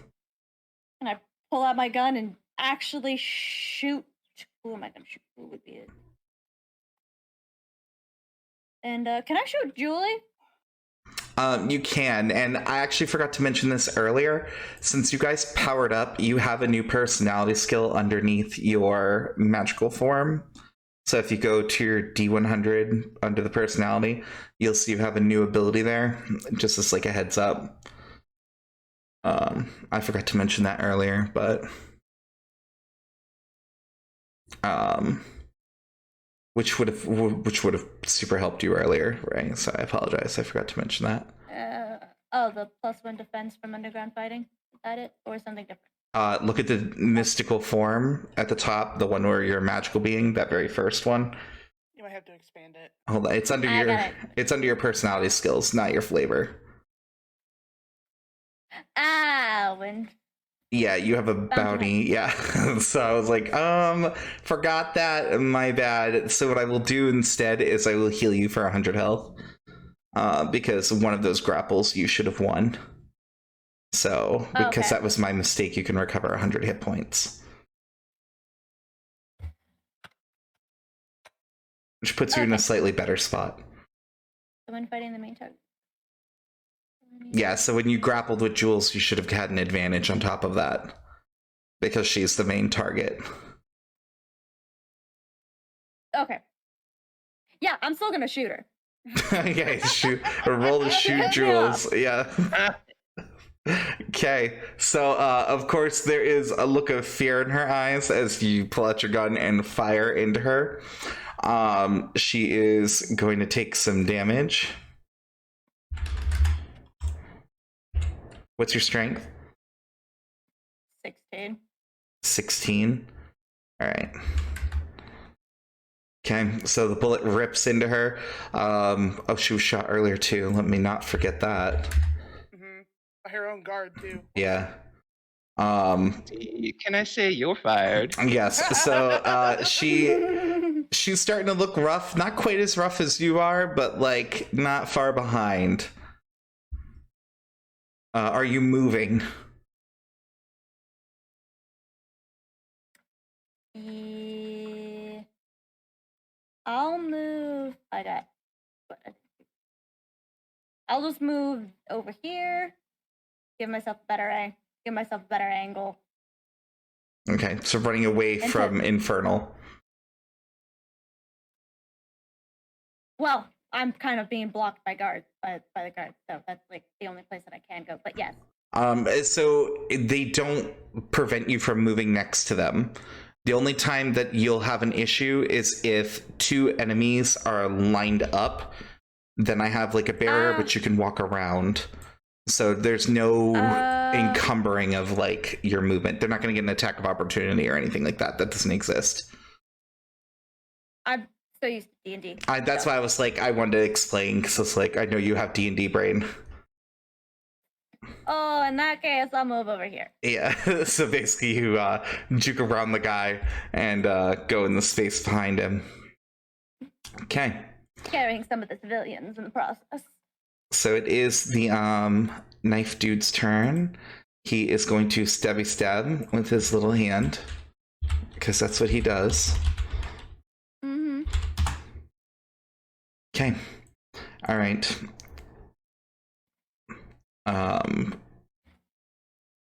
I forget, what was your defense? 16. 16. Yes, you take 100 from the knife. The knife is rough. The knife is not your friend. This knife is super deadly. Go ahead and make a plot roll. Well, knife versus gun kind of thing. Okay, so you are able to block the attack with your cybernetic, so you do not take the additional bleeding. So that is going to restart the turn order. Civilians are, of course, going to be civilians, and they're going to run for their lives, screaming like headless chickens. But they're screaming in posh. You know, because they're wealthy. Yeah.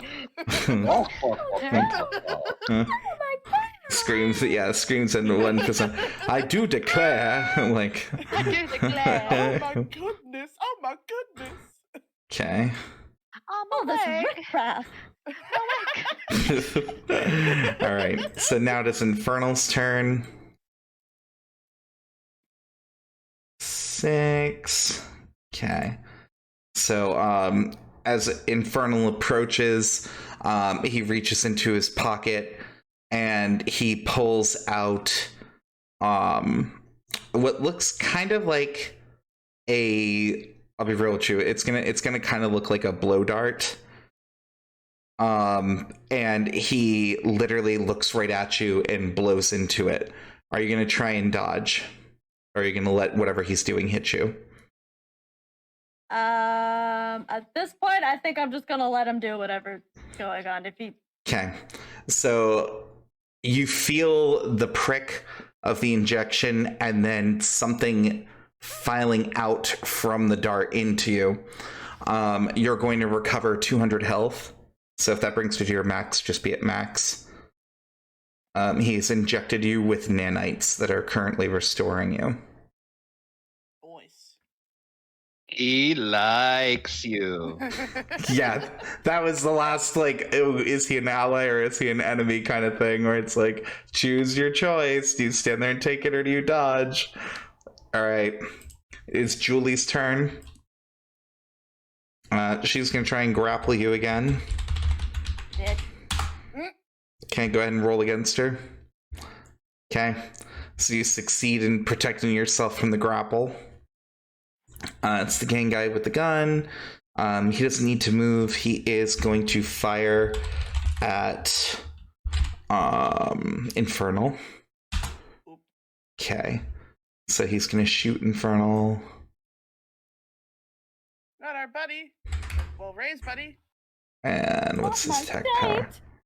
Yeah, not my date. Not Mr. Moneybags. Okay.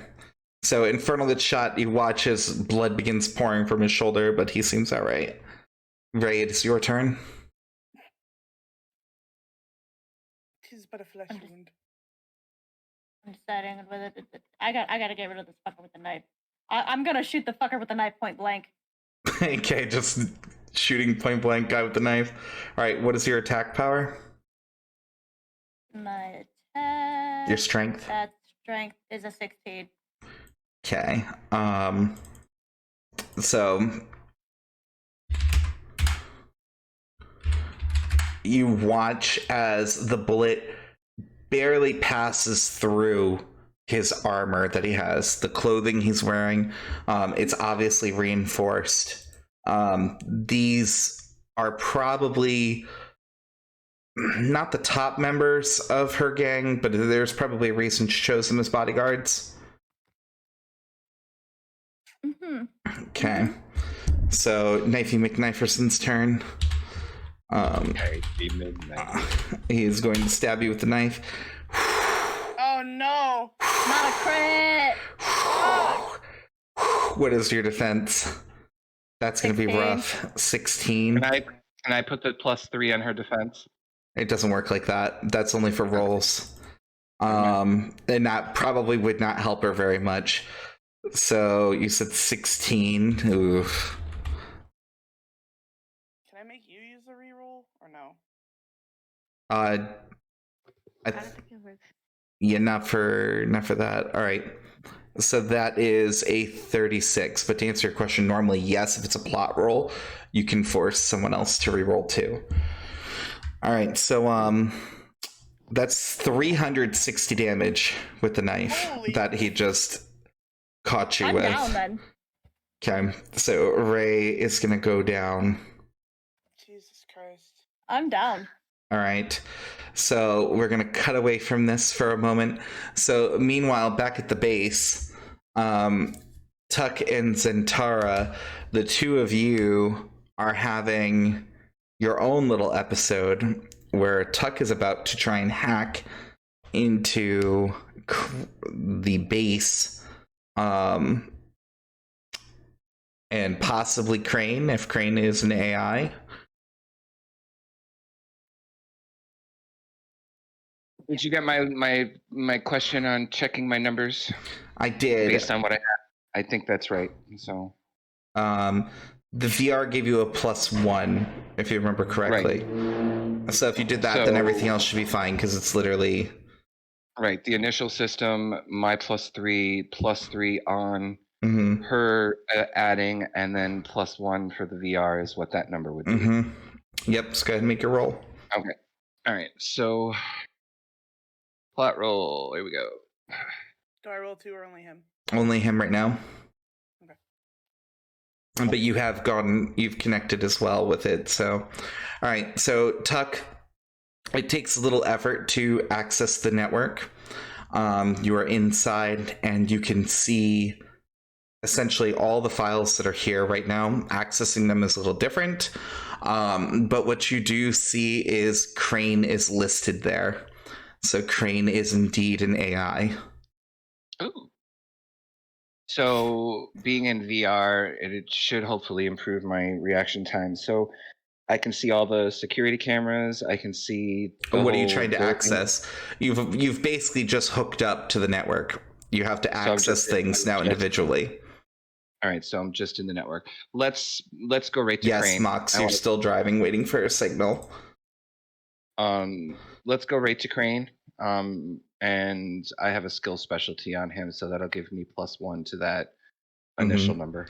Yep, so this is going to be a slightly different role, so your normal hacking won't apply. It's only going to be the AI hacking, because this is its own thing. So then take away 3, and then the rest of those should still apply, right? Yep. So it would be everything -2 because I have a +1 for the AI Okay, stuff. so go ahead and make your roll. Okay. Oh, Can I add my? You can add your banked 3, yes. Yeah. Yeah. Let's add that in there. Okay, so accessing Crane is not as easy as you thought it would be. I also can do this. You are able to get into the system, and as soon as you enter the system, it begins to try and counter hack. So you are going to make a roll against Crane.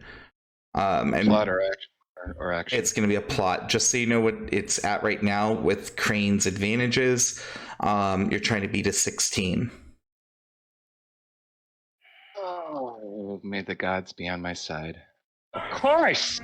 Okay, so you access Crane, and immediately Crane hacks back into it. Zen, you're making a roll, and you're gonna have a -6 to this because this is happening fucking fast.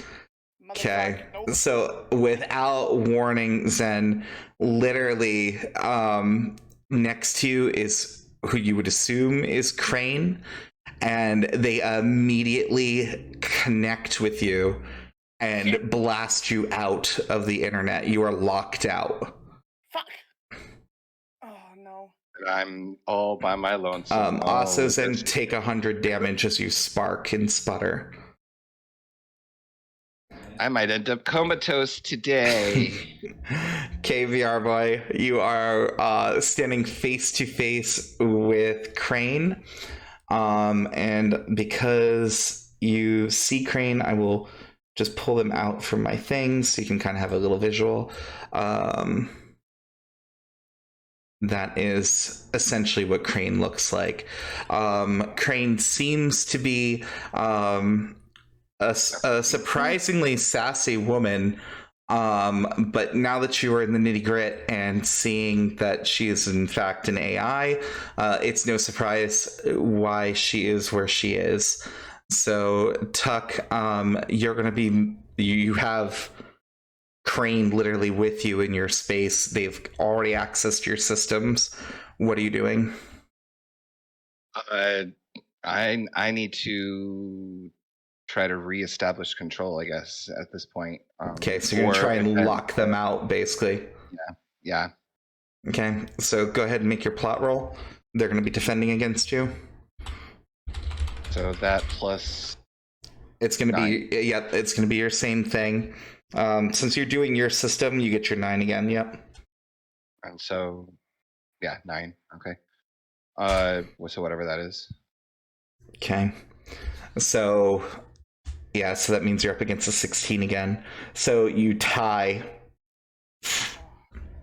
So as you're trying to force them out, they are just embedding themselves as quickly as you are deleting anything that they are putting onto the system, giving them more control. They are essentially at this moment trying to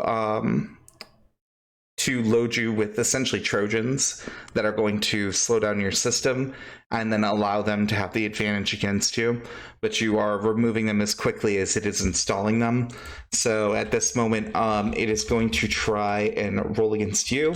And it's basically trying the same thing. It's trying to force you out of your own system. Okay, 7-0 against a 17. Whew. Okay. So, Tuck, you are determined to get this bitch out of your house. She is too close. She has already done whatever she has done to Zentara. And you just find that being in the VR does help a little bit. Perhaps this gave it to you. Perhaps it is the fact that you've done this all your life. But you beat the computer at trying to hack in, and you watch as she reaches out for you and just vanishes from the virtual space. So you currently have control of the system, and she's currently locked out. What I will tell you is that there is going to be another cyber attack.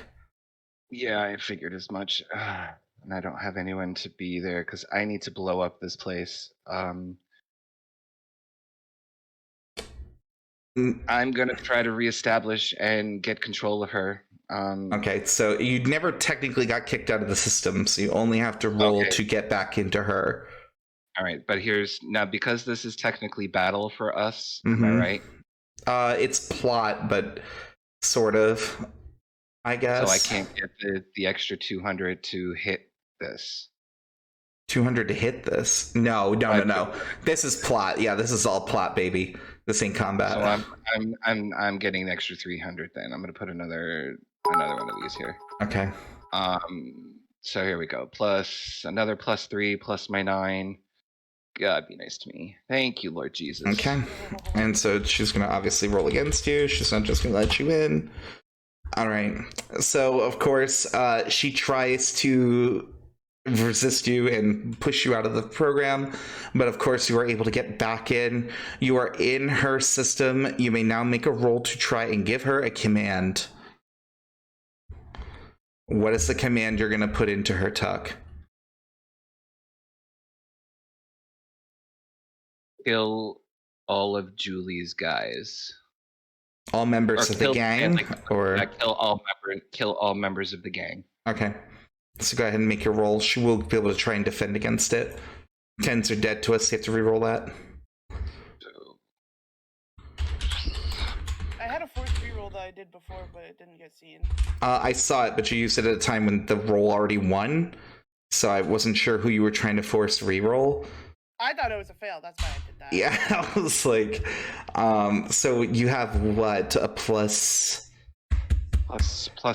9. You have a +9. So it's gonna put you at a 14, and she's got a 5. So you beat the computer. So the command goes in, and the cyber attack immediately stops. There's no longer any kind of resistance on the end of this robot. Thank you. It's one less thing I have to defend against. Now I need to start looking into the system to make the building blow up, or if she has any turrets. There are security. There are electronic locks. Would you like to lock down the building? Yes. Okay, go ahead and make a hack. This is normal check. So this is normal. This would be... Yeah, with your +9. So roll again, though, because 10s are dead to us. Yeah. Dead to us. Okay, so that's more than enough. You get the remote confirmation that the doors are now locked. And that's all the detail you have right now, unless you're going to hack into something else. And then, so are there turrets in the hallways, or like lasers? Doesn't seem to be any traps of weaponry on the inside. It's not a fortress. It does seem that most of the pay has gone towards the equipment of the gang members themselves. There's no like Bert equivalent waiting in this hall to fire at somebody. So right now, Crane is pretty much my arm of the law, and they're all locked in the building, so they can't escape right now. Those are the confirmations you've received. You have no visual, no audio, no nothing at this point, unless you're going to hack into their cameras and stuff. Well, I guess my last thing would be is, do I have access to their electrical grid to start blowing up like anything of that? Because whatever's drawing that power.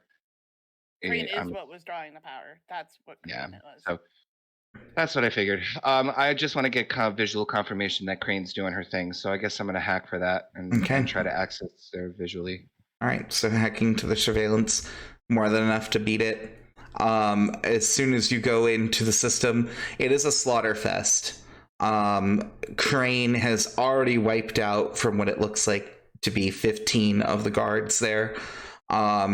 Crane is a powerful machine, and you're watching as one of her arms has turned into a blade, and she is just literally gutting the people in her way. Whatever her baseline combat protocol is, it's definitely leave no survivors. So yes, currently it does seem that everything is going according to plan. So for me, I guess it's just a matter of watching the show until she's done with everyone in the building, and then I guess it would come down to I have to decide if I leave her there in case Jules comes back, or make her blow up and destroy the evidence. So I'm kind of in waiting. I guess it becomes a waiting game. Okay. So it takes about 45 minutes for her to finish up the rest of the people in the building. As soon as she finishes the task, she returns to the center of the room and just stands there. Bodies are everywhere. It's a complete gore fest. But it doesn't seem that there's any survivors. There's no movement on any of the cameras, no sounds being detected. All there is Crane standing in that room.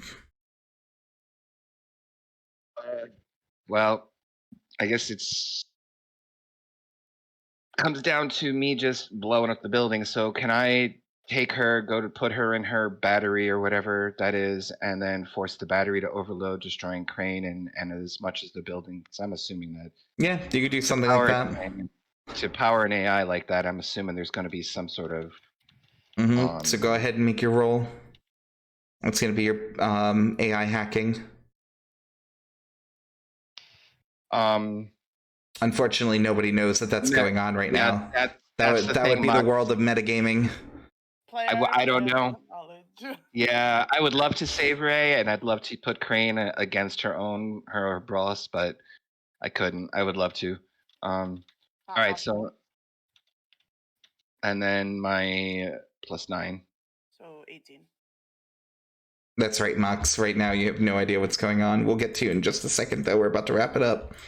Okay, so yeah, you get the confirmation. You're watching from the video.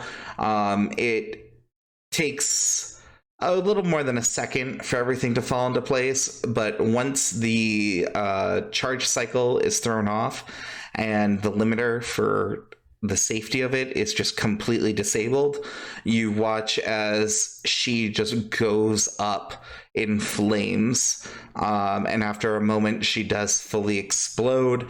The cameras go out, the power is no longer on at the location, so you have no other feedback, but you have at least caused one very large explosion and there's no more power there. So hey, Mox, you've been driving around for a hot minute. As you are driving in one of your passes through the area, you do see that a lot of people are running out of the Crystal Peak, the place that you know that Ray currently is. Okay, so I guess what I do is I park the van. The van is disguised as a service van, right? Yeah, it's a food. I think you guys decided to go with something food based. Yeah. So we'll just call it Terra Greens, and that's the name of the fictitious company you've come up with. Sure. So what I do is I try to park the van on a non-suspicious area, but still close to Crystal Peak. So I'm like, oh, this is a good spot. And then, of course, I run to the people that are running out of the... Are you taking Randy with you? Because Randy was in the car with you. Yes, Randy's with me. Okay. My leash. Okay, so so what you notice, of course, is that the normal people, the mundanes, if you will, they cannot see Randy. Mm-hmm. They cannot see Randy? Yes. Even if I bring him... Randy is a magical creature, so he is not visible to people without the gift. So I asked them what's going on. I asked one of the mundane people that is running out of the building, of what's going on. So the gentleman looks at you and goes, "Oh!" And suddenly the alarm went off. There was smoke. I believe there's a fire up there. And he points up, and you can see that there is indeed a little bit of black smoke coming out of one of the higher parts of the building. What I try to do first is I try to send a message to Tuck and Zen to let them know that it looks like there's a chaos going on upstairs, and I'm going up. Okay, so of course this is all essentially at the same time. So Tuck and Zen Tuck would not be checking it. Zen would actually get that message because she was booted out of the internet right away. But other than that, so what are you doing, Mox? Of course. Okay. After I try to inform them, what I would do is I will try to go up there and look for Ray. So you're going to enter the building. All right. So at this point, getting inside the building is relatively easy. There's no one to stop you. The thing that you do notice is that the elevator is not responding to you when you're trying to use it. Unfortunately, whatever device controls this or whatever is not functioning, or you're missing something, some kind of key item or of some kind, but you cannot get the elevator to work for the life of you. The good news is, after a moment of you fighting with the elevator, it does pop open, and you will be seen face to face with Julie, a very wounded Ray, some goons, and let me grab you and copy paste you over from the other shop, because your ass is probably entering combat, as you might guess. Alright, let's see. Zoom out a little. Actually, I didn't bring them all the way down. They have to go one more floor. Loop, but same difference. So there you are. You are right in front of them, and of course, as the elevator opens and you see them step out, or they're in the process of stepping out, you're not sure who the other gentleman is. Based on his dress, you're assuming it's Infernal. But yes, and Julie immediately looks to you and goes, "Who the fuck are you?" And I'm gonna tell him, "Who the fuck are you?"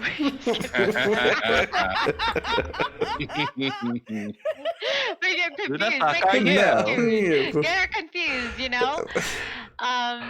So I said no. As soon as I said this, I'm like, I talked back to her and I said, "Who the fuck are you?" What I'm gonna do is I will transform right Okay. away. Okay. Then this world will be consumed by the flames of change. And what I want to do first is, hold up. I need to transform first before my spell, right? Yep. You're gonna have a pass in this because she wasn't jumping immediately into combat. She doesn't know who the hell you are in this chaos.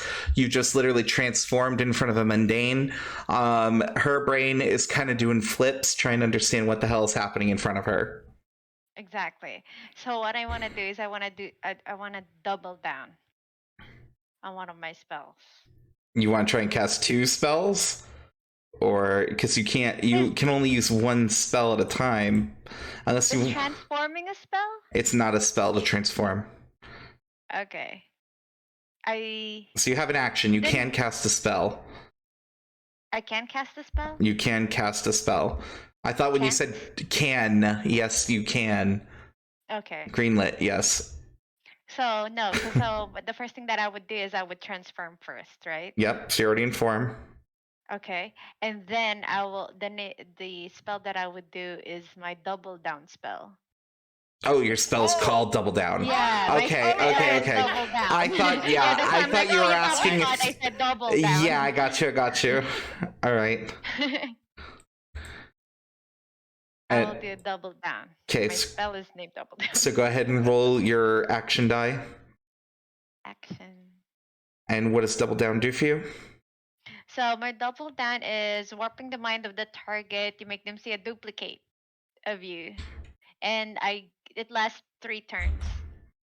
It will only disappear if it get. I think if I hold up.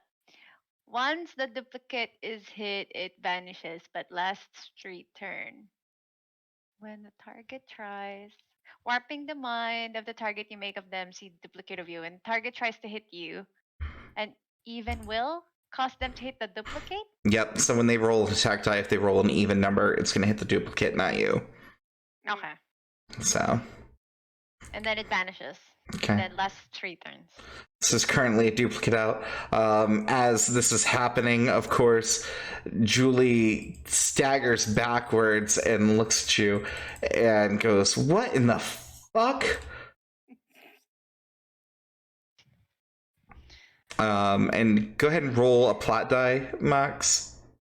Okay. I'm going to give you a chance at something. Okay. So she is, in fact, completely flabbergasted. With a 19, I'll give you the advantage over her guards, too. So it's going to be your turn again. Everyone's kind of scrambling for their shit, but they're freaking out. Okay. So first that I would try to do is... I'm close to them, right? Because they're right in front of me. They're literally right in front of you, yeah. Okay, hold up. Let me think. I'm looking at my spells. You're good. You're like, I jumped into this, but I wasn't thinking exactly how this was gonna end. Exactly. Exactly. But I want to make sure I make the right decisions because I'm by myself. I guess at first. Okay, so I have an advantage here because they're shook. They're shook. So what I try to do is, can I... My duplicate, just a quick question. My duplicate, she also move by herself? Or So she just stands there? So narratively, yes, like she is moving on her own, and who they target is going to be solely based on what they roll. So they have no idea. You literally transformed in front of them and then split into 2 people, and that's like the life that they're accepting is now reality. Okay. So me.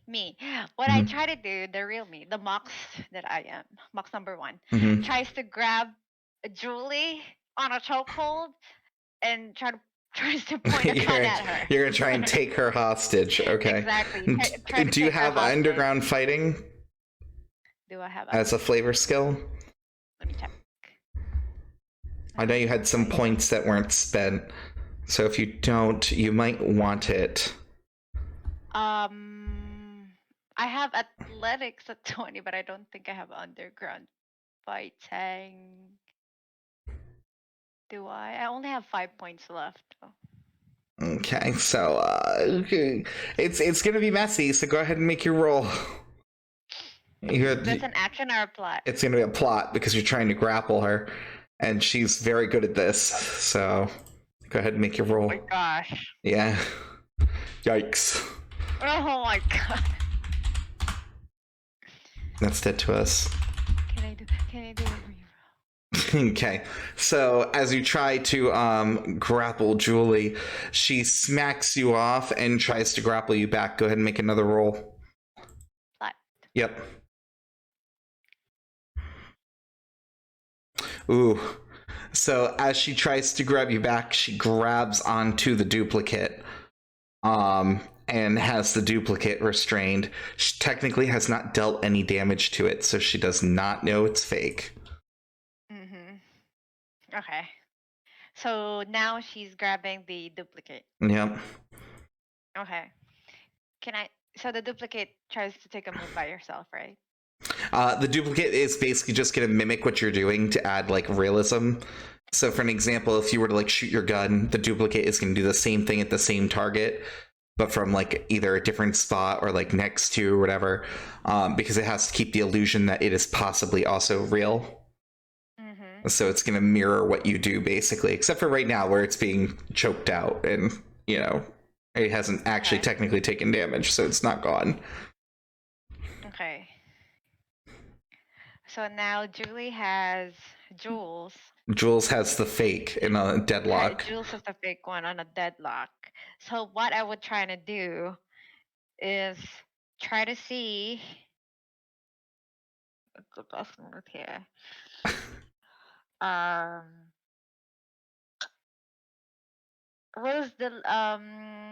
what is Jules' life rate? I cannot see that. You can't. She, looking at her, you can see she's been shot a couple times. She doesn't look great. And I will say that she's got a little bit of burn on her dress. Oh, no, that's the wrong one. I just hit you. Okay. I can't quite click her because she's under you. Let me move your guy.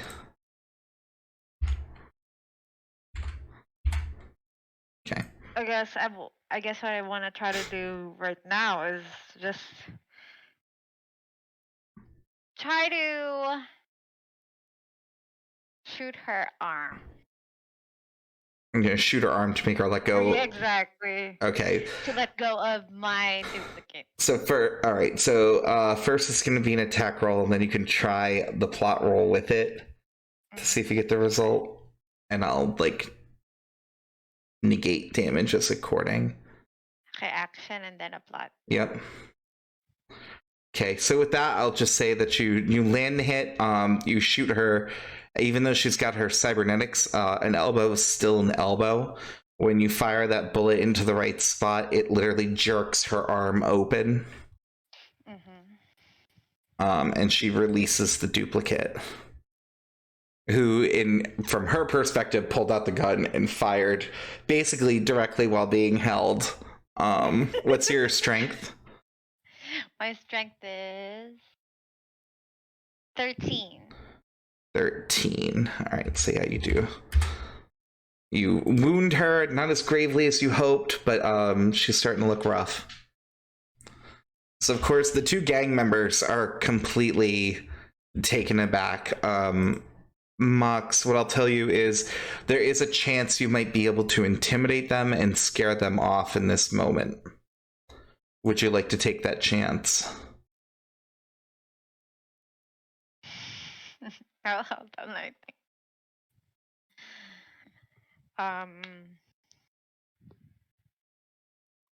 Sure. I guess it's time to intimidate them. Okay, how are you intimidating them? So I face them and I tell them, I know you guys don't know me because that's how I am. I work in the low key. So if you guys want to stay alive, if you guys want to keep Miss Jules here alive, you better watch it. I don't know. Yes. Okay, yeah, not the scary speech. I'm not going to give you any additional advantages, but I'm not going to ding you for it because you did transform in front of them and split into two people and everything else. So go ahead and make your plot roll. I tried. Yeah, this is to try and scare them off. Can I do a pre-roll? I did have the other one I didn't use for Lloyd. That's true. Go ahead and do another roll.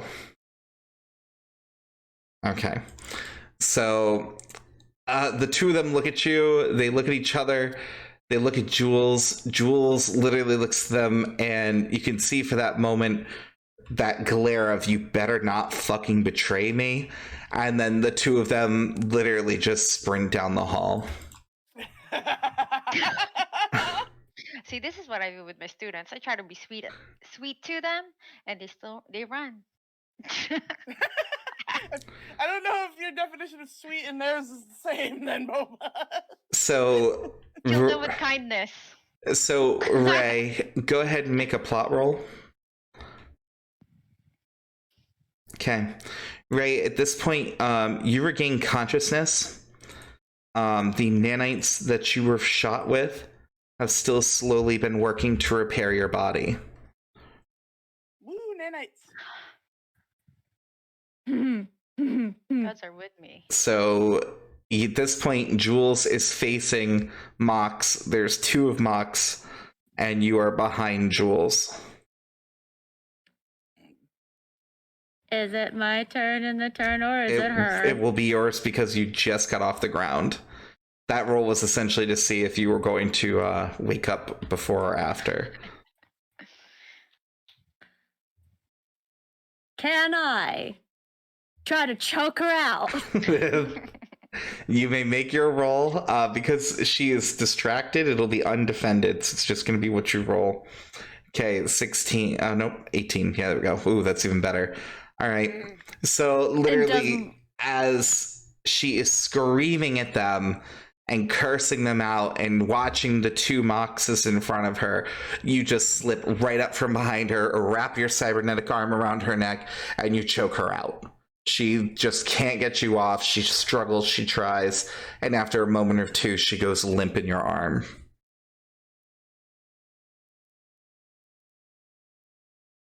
Yeah, good. Rope would be nice. Rope would be nice. Tie her up. I'm going to go get. I'm getting Infernal. Are you staying in form, Mox? Sorry. Are you staying in form? No, because it takes. Okay, so make sure you take your. All right, yep. Make sure you take your costs too. It was 10 MC per round, so I think you were in there for 3 rounds, so you're at half. Okay. 30. And then whatever you paid for your spells from your mana. My spell. So you go to Infernal. Infernal, it looks like he is in the same boat as you. He had been shot and stabbed, and that apparently was enough to take him out. He's not dead. He's just badly wounded. I have off-brand recovery lamp. Can I use that on him? You can, yes. So I gotta roll a d. Go ahead. Let's see if it breaks, right?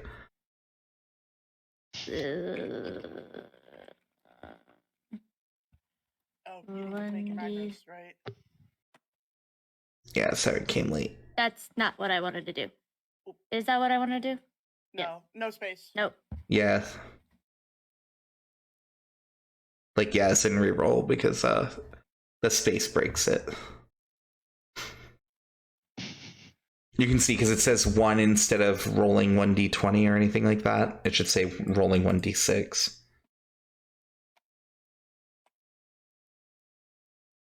Mother bitch. Is that not what you wanted? No, 5 or 6 burns out the bulb. How much does that heal him for? Ah, Oh. 200 points. Okay. So he stirs awake and looks at you, looks over at, of course, Jules, who is in the process of being tied up by Mox. And he smiles and goes, well, I don't think that went quite as we had planned. Oh no. Oh no. Thank you for the nanites. He nods and goes, you can't leave home without them. After all, it is Terra City. Yeah, I really need to invest in some of those bitches. Oh, the reroll. The reroll is for plot dice. It wouldn't work for the item because this is just the wear and tear of the item itself. Now, when she got it, if someone had used the improve, to make it nicer or whatever, then it probably would have had better odds to survive. oh, I forgot about that one. Yeah, that exists too. The rare / dirty or whatever. But we can keep that one for another one, Jen. Just let me know when you want to use it. Okay. So he smiles and goes, so I heard there were going to be at least 2 more dates. Oh, yeah, right now I'm also ready to give you like a fucking third. Jesus Christ. He smiles and goes, I'll take the 3rd.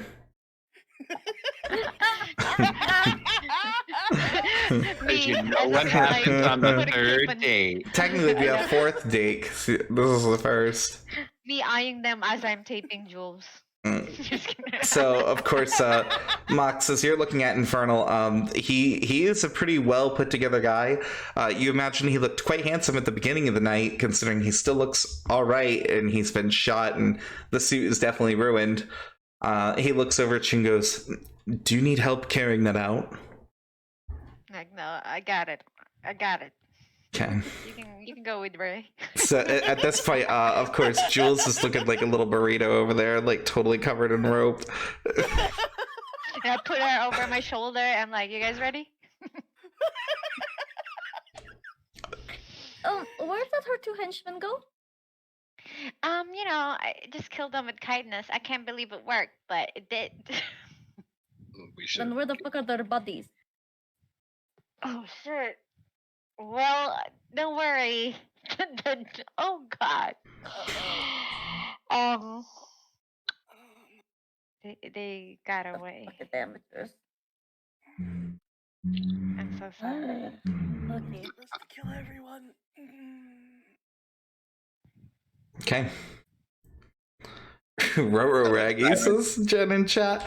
So, of course, Infernal looks at you, Ray, and goes, "Shall I take you home, or do you wish to part ways here?" And he kind of eyes Mox holding Jules wrapped up. This has been a lovely evening, but I think this is where we might have to part ways. I have to go make sure that this trash gets where it belongs. He smiles and outreaches a hand. Do you put yours in it? Oh, yes. He does kiss your hand and goes, "I found this experience to be very enlightening. Hopefully your friends can stay home for our next date." And he leaves the scene.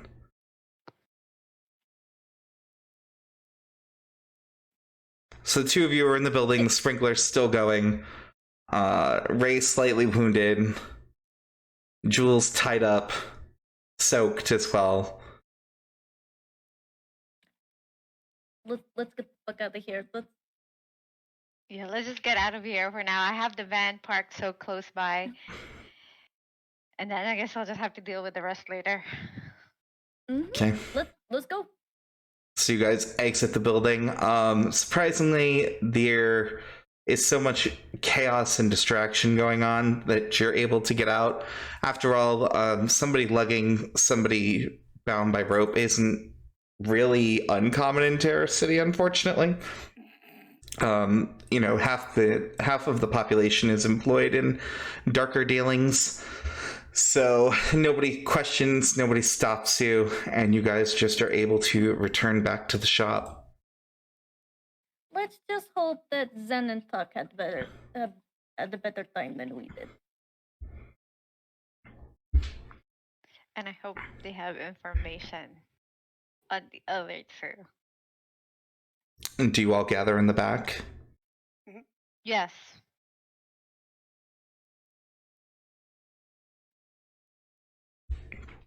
Oh, is she still in like the van? Are we still just keeping her in the van, or did we put her? She's in a corner currently in the somewhere? van, unless you say she's somewhere else. We'll Like, bring Yeah, her we're with stuck in us. this back room We'll here. bring her with us. Yeah, Okay. let's get her out of the van and then Make sure somewhere. all locked up your at the back. are you keeping her with the Oh, hold on. I have two of her. One's a handout. One's a real person. Are you keeping her with the freezer, or are you putting her in the backpack? I think the backpack. We don't want her to see the cryo chamber. Okay. And she's still tied up, so give her her little thing. And she has not recovered yet. So Did you gag her too? Mox said only tied her up. There's no gag currently. Probably gag her too. We can gag her now. Okay, just grab a rag and stuff it into her mouth. And rape it too. Just gonna kill her. No. Okay. She is officially gagged. So my evening was a total fucking disaster. I thought I was badass. Turns out I was humbled very, very quickly. How did your evening go? They're dead. So the only ones that we haven't killed are those two fuckers that got away, or do you think they gotten killed by now? I don't know. I'm assuming I could start a search, but Crane was AI. That was who was draining all the power on their grid. So I locked down the building after a little confrontation with Crane. Holy fuck. It was spicy there for a minute. And Yeah, it was a useless brick, so that's good to know. well, I think you got caught off guard. Crane was definitely top of the line, so Jules was well funded. That like top of the line, I almost didn't win. At least you did, though. I'm glad for that.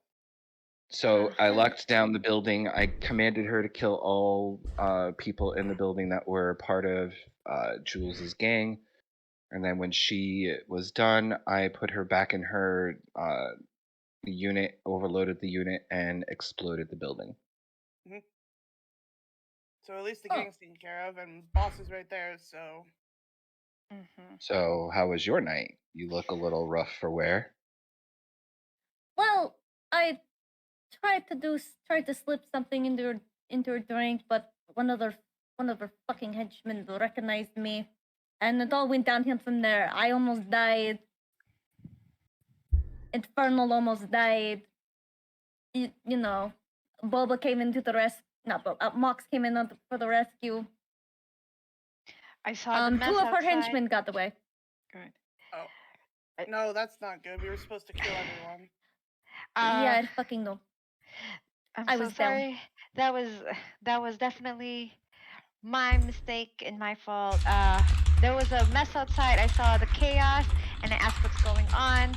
I knew I needed to go in and try to see if Ray is okay.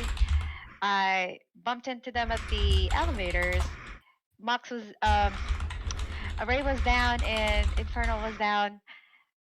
What I tried to do is just try to get Julie. Kind of intimidated his henchmen, and they betrayed her and just left her there. But we got her down. They ran away. So I guess that's the two problems that we have currently. Well, we have her, and Frank wants her, but we're gonna have to find those guards and kill them. Mox, I know AI are very protective of their systems, but do you have any recording or any memory on you that would be able to let me download and see who they were, and I could try to find these? I believe so. You can open me up and try to check. And Mox, you definitely can do this.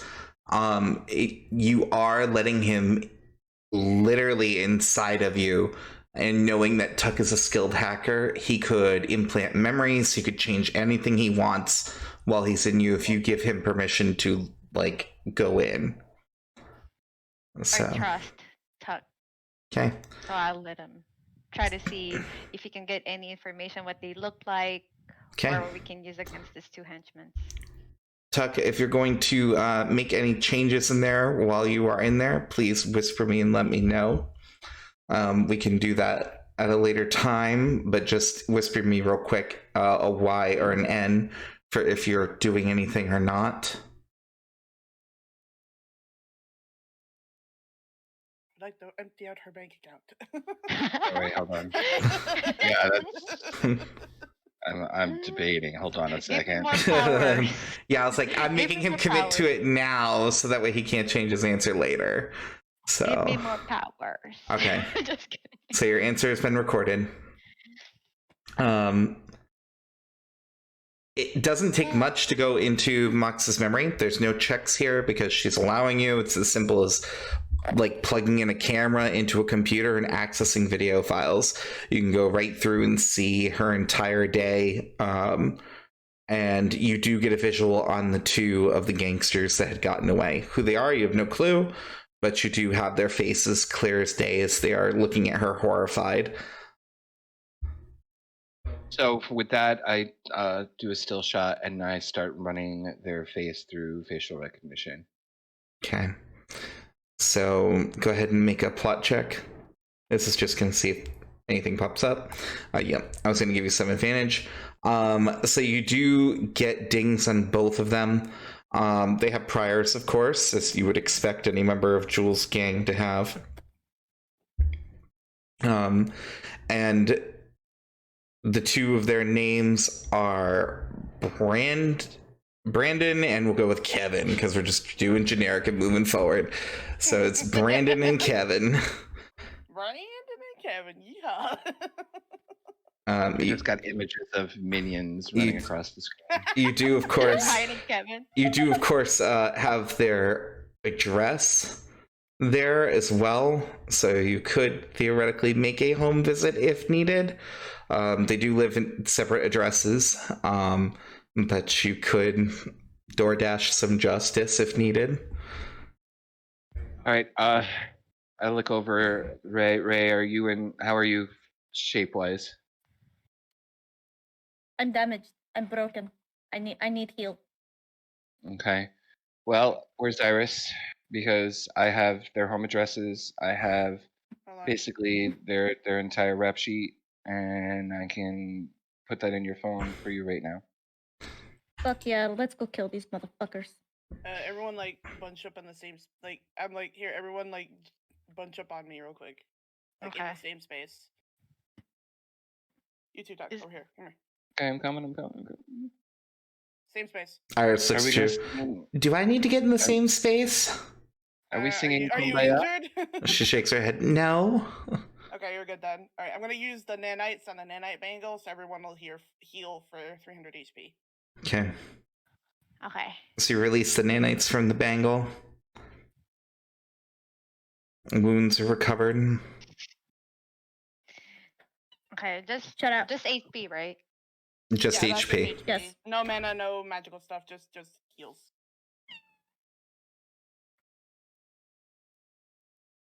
Iris just stands there looking at you all. Are you all gonna hug for a while, or what's going on with that? Nope, Oh, it was just yeah, nanites. yeah. We're good. We You're can go. just We can go murder now. healing. What's our game plan, you guys? Who's gonna stay here with? Should we bring Julie with us? No. No. Who's gonna No. be? Who's gonna No. be here with Julie? Jules. Well, Iris is staying. Obviously, she's not part of team murder. Ray is the assassin and clearly angry, so she should probably go kill. I don't know. Mox, Tuck, what do you guys feel? I am not as talented as Ray when it comes to this. So my skills would be better probably watching and maintaining here. Okay. Okay. I So don't I mind guess- going. All right. So I guess we'll be murder squad then. Okay, Be let me murdered. make this perfectly clear. You get in my way, I shoot you. I'm not getting in your way. I'm literally going to help you. I know. I'm just saying, don't get in my line of shot. All right, fine. Yes, ma'am. Let's go. Let's go. So how is our plan here? Do we go one at a time? One person at a time? Who should we go first? Two.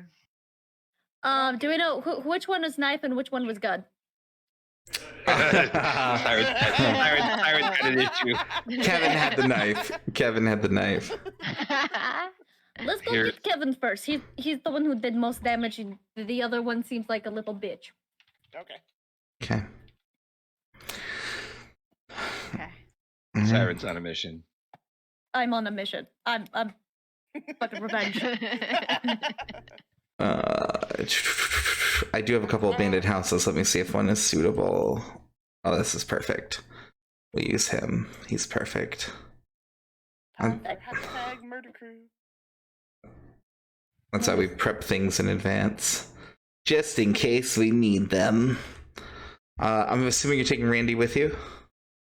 Yes. Okay. Never know. I should have used Randy too. Stop. Okay. I apologize. Did not mean to yawn. Map size is a little different here.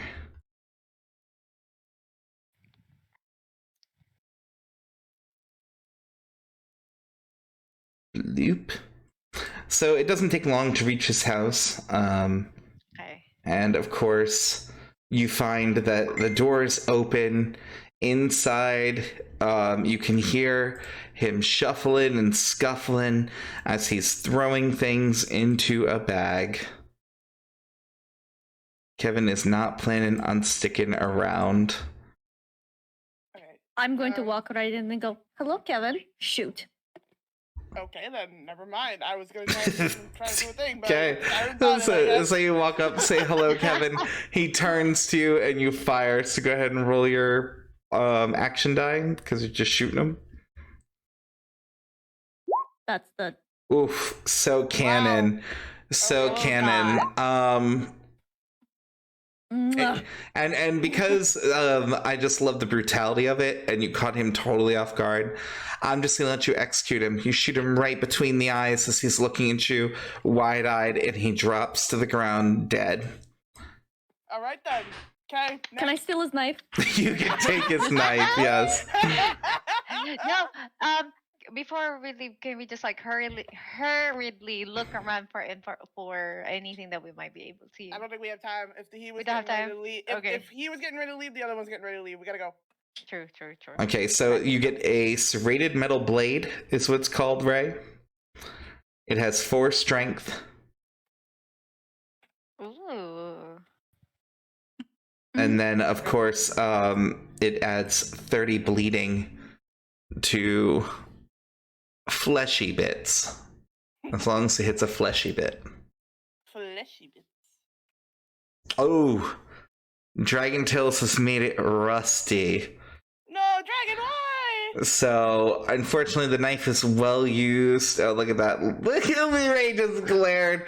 So it's going to add 3 strength and do 20 bleeding now instead. It's unfortunately well used. Oh. Well used on Ray. Yeah. No, there's no countering that. It is what it is.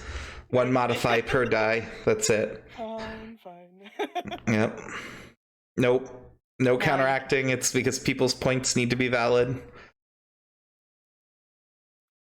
Now, next time they get something nice, you can up-roll it for somebody, but that would be the way to prevent that, is to spend that ASAP. Yeah. So you guys are going to go to the next dude's house? I don't see the reason of using another location for a 2-minute encounter, so I'm just gonna literally keep you at the same place. It is essentially the same thing as you had just witnessed. Of course, this gentleman has had a little more time, so he is all packed up and heading for the door when it swings open, and lo and behold, there you guys are. Sweet. Can I shoot him in the face with a plate? Well, Ray is leading the way, so I'm going to let Ray have the first say if they're going to. I assume she's just gonna execute him. Then never mind. Since she straight up said, "Do not get in my way, or I will shoot you," unless you want to get shot in the back of the head No, by we're Ray. good. We're It's not gonna fine. get shot. Yeah. It's so my fault. I'm gonna get shot twice. So Ray, it's up to you. Do you take action here, or do you let one of your friends take action? Oh, as soon as the doors opens, my gun's gonna be in his face. Oh, okay. So as soon as you see him, you're doing the same thing. You're firing. Okay, go ahead and roll. Yep. Okay, what is your strength? 16. 16. Let me check what his defense is. Let's pulls up. I hate that it gets stuck at the top. I think we have like too many cameras or something, because it's like mad about it and it gets like invisibly hung up. There we go. Same thing. All right, so you said 16. All right. His armor stops the attack. Oh shit. Okay, so now we're going to enter the wonderful land of combat. Let me delete everybody. And then add everybody. I still only see the shop, by the by. Me too. Oh, I'm sorry. Did I not bring you guys here? I left you. No. Oh, Well, there's... I'm at the shop, so like I'm watching Jules and I'm I've there everything has, activated. there has been a whole thing happening over here. I'm so sorry. There's a map. It was on stream, so the stream got to enjoy the actions unfold. That's what I'm watching too. Like, ooh. But yes, so go ahead and enter your agilities real quick Agility. for the turn order. At this point, I have it memorized. 11. I know. I was like, I don't remember my speed either, so we're just taking a peek. Oh, Only Randy. leveled up, so I think. And Randy is here. Boop. All right. I mean, I still get to shoot him. You did get to Good shoot work him, done. yep. So, he's gonna shoot back. You're exchanging love bullets right now. Okay, what is your defense? 16 is my defense. 16. Okay, so you only take 10 damage. As much as he has armor. Oh, I'm sorry. He also has... Yeah, hold on. So roll a plot die. This is going to be whether or not it hits you in squishy bits or metal bits. 10s are dead to us. Okay. So bits. it does hit you in a squishy bit. So you're going to have 30 bleeding, which we're going to notate with a little thing. So does that mean it's still minus 10? It's 10 damage right now, and every turn you're going to take 30 until that's mended. Okay. So it is now Randy's turn. Would you like to give Randy a command? I want to try to see if Randy can. He's wearing a metal plating. Maybe if Randy can try to see if he can try to take it off. Does he have a magical power? Do you want Randy to like fly into the jacket? No, because I was hoping he has like chemical saliva or something. does Randy have acid breath? Exactly, like acid. I don't believe so. I think that was just the slimes. I don't think. Let me check the. Hold on, because he's actually got his own character. Let me grab one. See, Randy has powers too. Maybe he can utilize it. Oh no, he's got poor hygiene. So that's the thing where after he bites somebody and deals damage, he has a chance to poison them. Oh, okay. So yeah, he can technically poison. Oh, Randy, can you try to poison Brian? Yeah, and they lose 2 to their highest stat. So 1, 2, 3, 4, 5. He can't quite reach him, but he's on his way. And go ahead and just roll real quick for your convincing him to do so, to see if when he reaches his location, if he's actually going to do the thing he was told to do. Flat, right? Yep. Oh, that's another one. Ooh, empower next person. Oh, nice. Okay. All right. So empower will scale up an ability 1 more time. So whoever uses a power next is going to get 1 more scaling on it. All right. Ray, it's your turn. Did Zen go? Zen's slow. Zen goes, yeah, Zen has 10 speed. So you had your first opening move because you kicked down the door and basically fired at him. Oh, okay. That was like pre-combat. Yeah.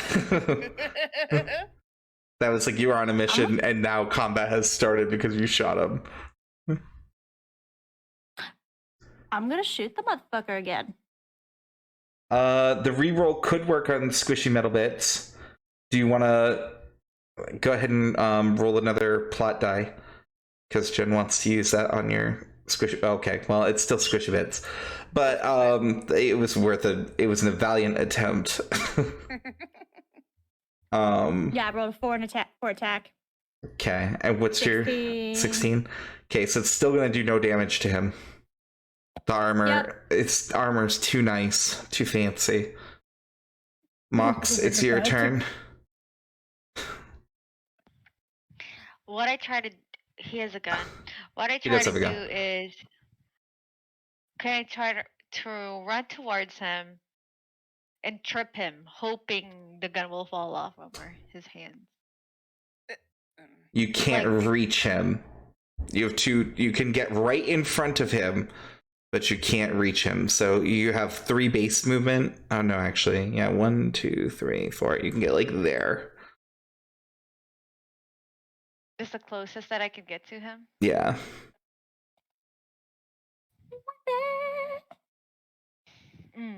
I guess I'll just try to shoot the gun off of his hand.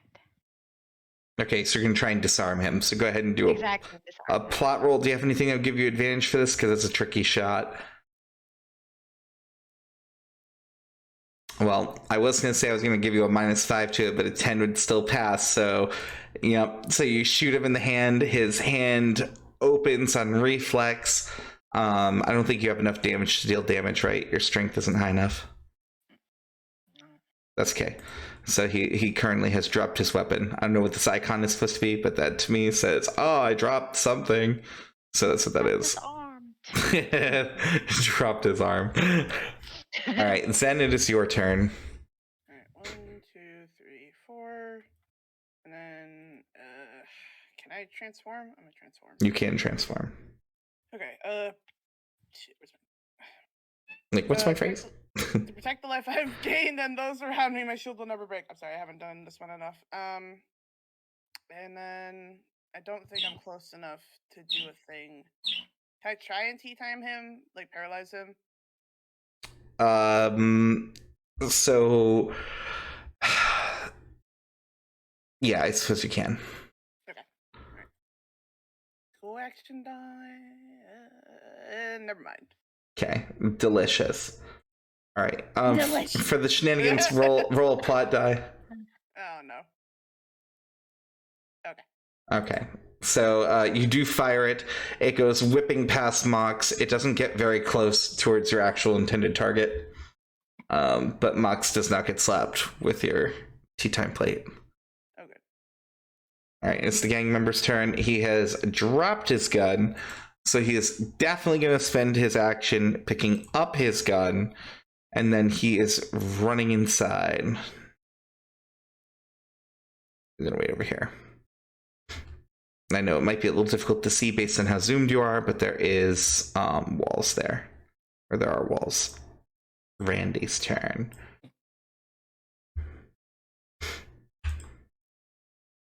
Ray, your turn. Okay. Yeah, we're just gonna move. How many is my movement? You get 4 total. So you get a base 3, and then for every 10 agility, you get 1 more. 1, 2, 3, 4. Yeah, but that's really all I can do right now. Okay. Mox, it's your turn. Oh, sorry. I also try to go inside. 1, 2, 3, 4. So I'm right here.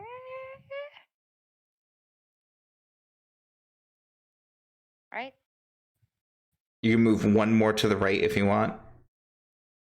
Because that's your 3rd go space. Okay. So I have space for other people to go in. Gotcha. All right, Zen, it's your turn. Unless you're going to try and shoot the guy, I guess, Mox. I mean, sure. Let's try to shoot him. Maybe you'll crit. Mm-hmm. 1d10. Action. Yep. Okay, so you fire, it hits him. His armor is too nice, but boy howdy, that's going to be a nice jacket when you get your hands on it. Alright, Zen, it's your turn. 1, 2, 3, 4. Okay, can I try and tea time him around the corner? No, you do not have a clear line of shot, you crazy bitch. Yeah, I don't know who told you can bend bullets, but they lied to you. No, I was thinking like I lean around the doorway. You're not even in, no, because you're not even there. That would be the next tile. Alright. I don't know if I have anything that I can use on him then. Sounds like skipping your turn and burning through that sweet, sweet MC. That's right, burn it. Can I? Nope, Would that work? you know better. You're just dragging your heels. Next. Okay, so it's gonna... Yeah, you're gonna try, and I was gonna tell you no because you know damn right well you can't. All right, so we have the gunner shoot at Randy. All right, Randy's defense is a pathetic 3. Oh no, poor Randy. He's getting shredded. With 120 max HP. Yeah. So Randy's just gonna take a quick little nap. Oh no, poor Randy. He tried. We're just gonna take a. He took a hit first. Go ahead, Ray. Oh yeah, yep. 1, 2, 3, 4. Hi. Shoot it. Okay. No, shoot it. I mean, the shot landed, but just did not deal any damage. Mox, it's your turn. I feel like there's going to be a lot of like tying this bitch up in 5 seconds, like with plot rolls. Like, hug time and take his boots. No. I cannot treat him. But I guess what I try to do is, can I at least? I'll transform. Mend this world or be consumed by the flames of change. Okay. Magical forming in front of him again. Okay. And then I guess what I'll do first is I'll put a spell and put my whip in flames. Okay, so go ahead and just roll the action die because you can crit on that too. Okay. So you have your enchantment from the flame whip. Zen, it's your turn. 1, 2, 3, 4. Tea time. I don't think that paralyzed him. Where is it? Nope, 8, 9, or 10. Damn. I still hit him though. Okay, what's your strength? Not enough, I don't think. Okay, so it just shatters against his jacket. He rolls the size. Burn more of your MC, please. Delicious MC. Alright, and it's his turn. He's gonna shoot Ray. Okay. Ray, what is your defense? 16. So he hits you for 10, and then roll a plot die to see if you get hit in squishy bit. Got hit and squishy bit again. Okay. Oh, you haven't taken the bleed yet. Right. So that was That's 2 rounds 40. of 30. No, because this one's 30. Your knife does 20 bleed. Okay. I fixed it. All right, but now you got that gross 60 bleed on you a turn. So, all right, Randy's down. Ray, it's your turn. I'm gonna pull out knife. Kevin's knife.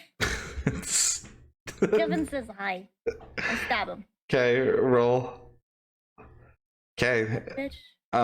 So you make contact. Does that change your strength to a more positive number, or Is it it's with the 3 strength? Does that mean it goes or is it just? it's going to replace the strength of your current equipped weapon because you basically swapped weapons? So does your current weapon give you more or less than 3 strength? More. Okay, so you're gonna. What's the difference? 1. It goes from a 4 to a 3. Okay, all right. And the good news is you do hit him in squishy bit, so he's got bleeding at least. The bad news is you take your 60 bleeding. Mox, it's your turn. Oh, balls. Okay. So I take maybe 2 subs. Will my whip be able to reach up from this far? It will, right? Your whip has 1 range, if I remember correctly, or does it have 2? What does it say on it? It says Your weapon should be either like a reach weapon or it should be a ranged weapon. It should have a type.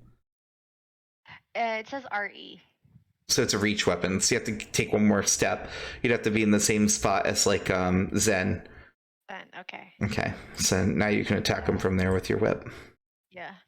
So instead of just attacking him, maybe I can try to tie it up on him to make him tied up. Okay, so you want to try and like wrap up a body part, or what are you trying to grab? Wrap up a body part. Like his leg. And his pull leg. him down, Okay, so he we're can gonna try fall. and trip a bitch. So go ahead and roll for your attack, and then roll for the plot. What did I do? You connected at least, but let's see how well the wrapping goes. Okay, so you have him around the leg. I am gonna make you just roll 1 more time against his strength. Go ahead and roll. Plot. Yep. It's just going to be if you can actually physically pull him, because you were doing a lot of things in that action. Okay. So he does end up tripping and falling to the ground. And he is currently nice and vulnerable, just laying on his back like a little baby turtle. So the fire from your whip, how much does that do? The fire from my whip is 10 damage. Okay. For 5 intelligence. How for much 5 int do you INT. have? I have 10. Okay, so he takes 20 total. Okay. So Zen, it's your turn. I'm gonna shock chain him just for the electric damage. Okay. Make your roll, please. How much does I hit him for? 20 electric. Okay. Everyone coming out with the baby magic zapping this dude. So he's gonna obviously pick himself off the ground. But you have him roped still, so you can. I mean, he's still gonna be roped up. I'm gonna have him roll to try and get untangled from your whip. Oof. Oh. Oof. Oh. So with that, I'm gonna say that not only does he yank it and get himself up, but he has your whip. He totally has pulled your whip out of your hands, and it is now in his possession. But that's it for his turn. So It's okay, we have He a lot also of takes whips. bleed. he does take that bleed. Let me take that bleed right now. And speaking of bleed, are you about to stab him for a second time? Bleeding out while bleeding someone else out, or what are we doing? Yeah. Yeah, I'm attacking him with the rusty knife again. Okay. That would be a 15 with this one. With this No worries. 15 attack with this So weapon. it's just making his bleed worse and worse, so now he's got 60 bleed on him. Oh, well, you got the rusty, I'm sorry, that's 20 per thing. So he's got 40 bleed. That was the wrong. You get a 10 shot. Change to 40. There we go. Oh, by the way, next round I'm gonna be down. Mox, it's your turn. I'm looking. Yeah, Ray's looking a little worse for wear. Is there any way I can heal her? Do you have a spell that can heal Ray? I don't. Because the squishy bits hurt. Yeah. The squishy bits hurt me. It's always in the squishy bits. I'm like, basically what's holding Ray up is pure rage and adrenaline. Like you see, like half of her, like most of her blood is just like. She's had a oozing out rough of her, and day. you're Yeah.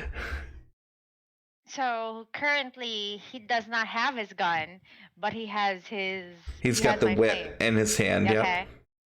Yep. Okay. So I have the spell of. Well, where is his gun? Can I try to grab his gun? He's essentially swapped gear, so he's got the gun on him, but it's not actively in his hand. Can I do with that whip? And I have a gun. But was like wishes she could Kevorkian and whip him to death, choke him out with it somehow.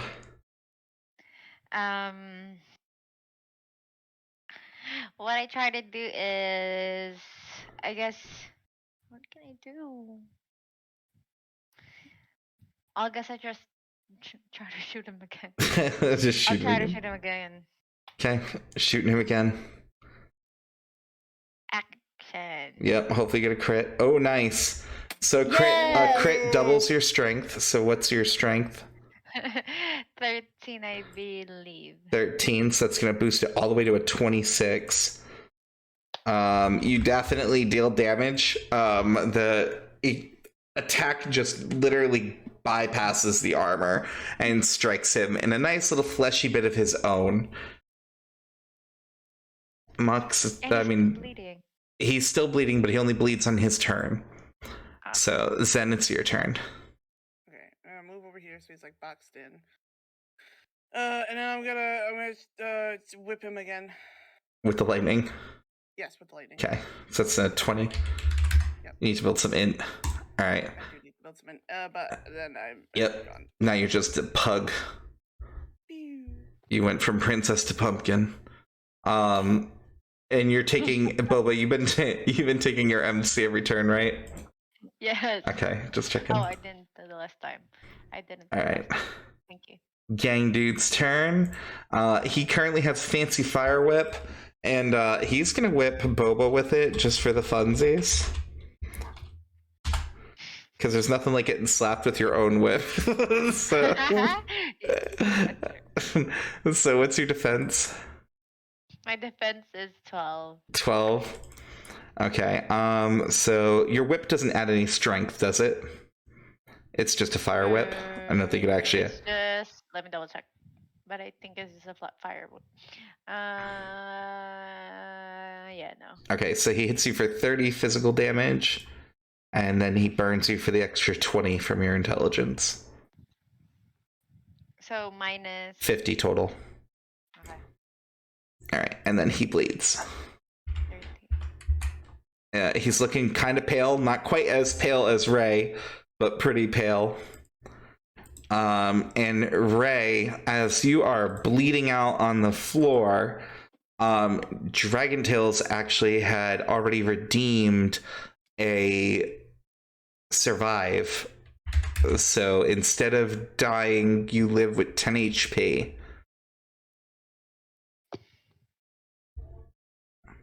Good. Because that means I can switch out my gun and fire him point blank. You could fire him point blank. Yeah, I'm going to do that.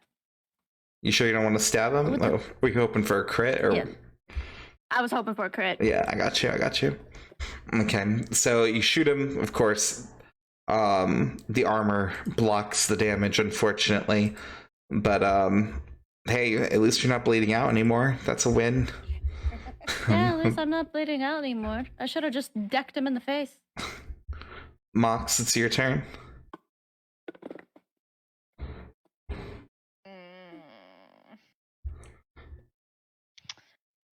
Guess just try to shoot him again too. Just try to bring him down. Hoping for a double crit.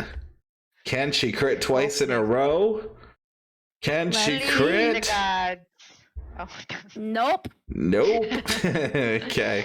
It's like a Terminator. He's got that good shit. You guys went from fighting broke bitches to like wealthy people. That was the problem. Yeah. All right, Zen, it's your turn. Tear this motherfucker up. That's my last Is though. he wearing a helmet? MC now. Does it, like, cover his yes, face? he has a modified biker helmet on. So it's sort of covering most of his skull, not necessarily his face. Can I try to shoot him in the eyes with a plate? You can, but that's going to be really difficult. That's like a small ass target. I would even say I'm going to give you like a -7 to try and shoot him in the eyeball. Like I'm going to add 3 to that if it's okay. Yep, you can do that. So there's my. So make your roll. Plot go. 18. Yep. Okay. So you pull out your gun. You decide, screw it. You shoot him in the eye. He screams. You shoot him in the eye.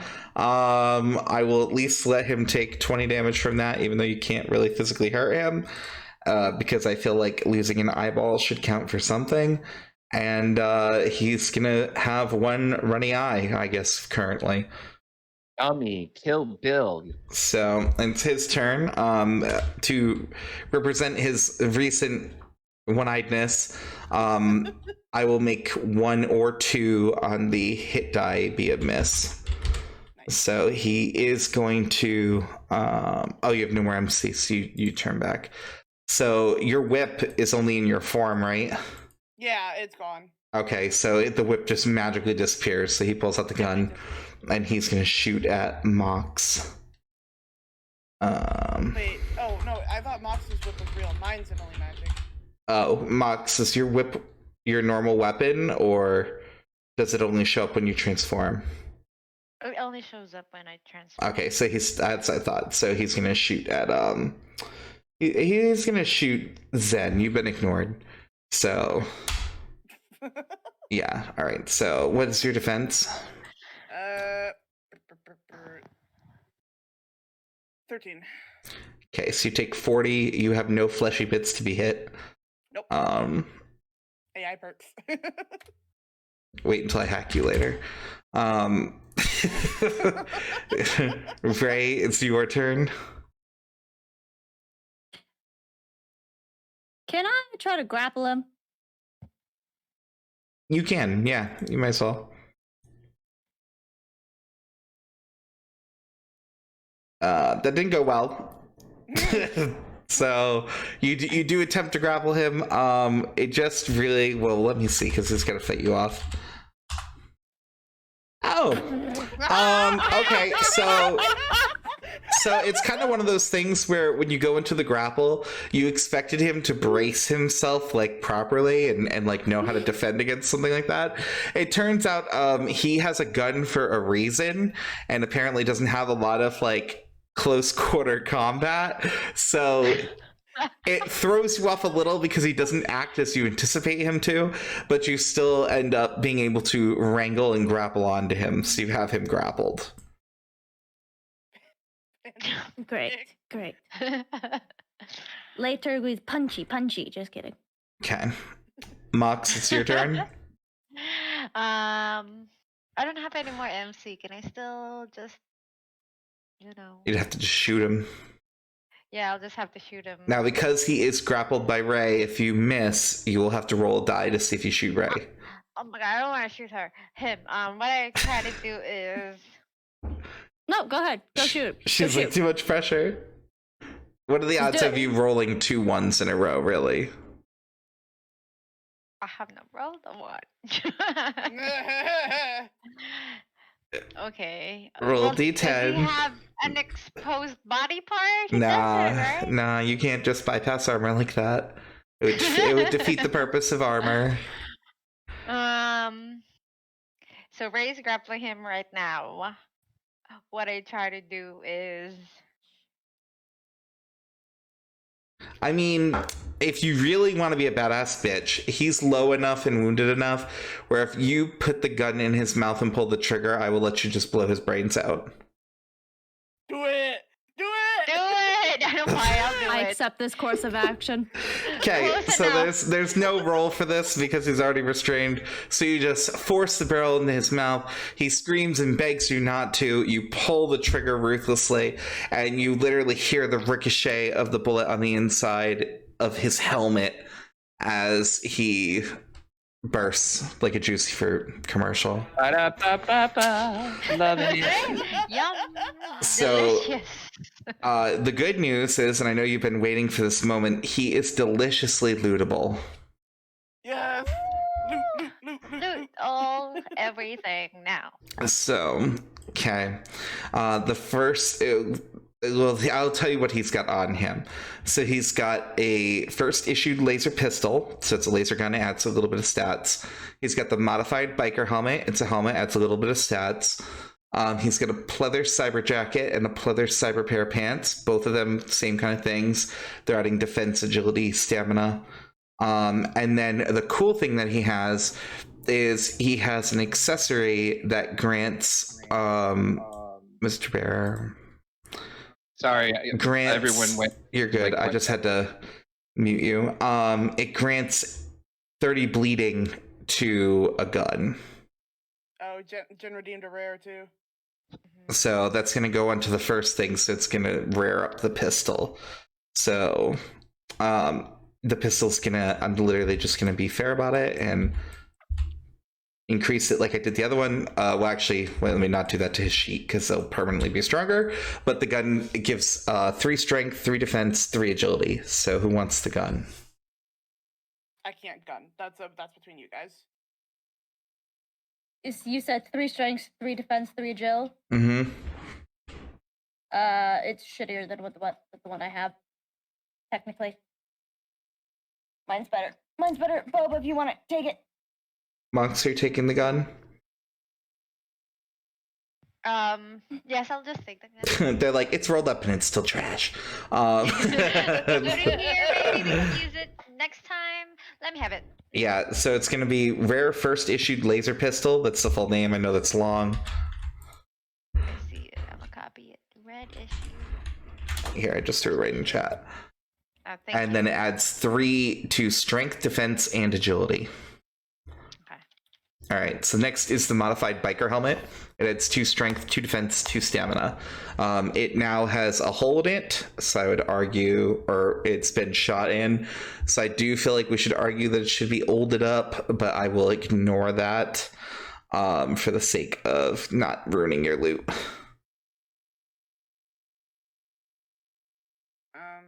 So does anyone want a helmet that adds 2 strength, 2 defense, 2 stamina?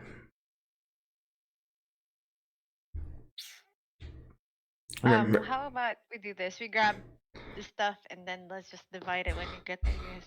okay.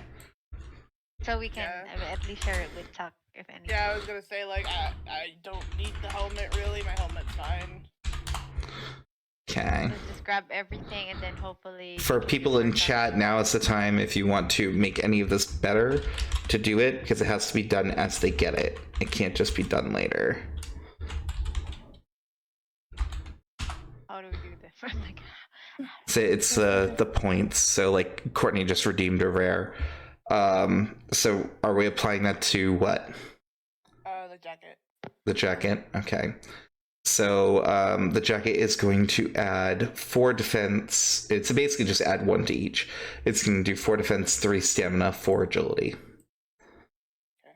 And just literally put the word rare in front of it. Mm-hmm. And then Frozen says hashtag ignored.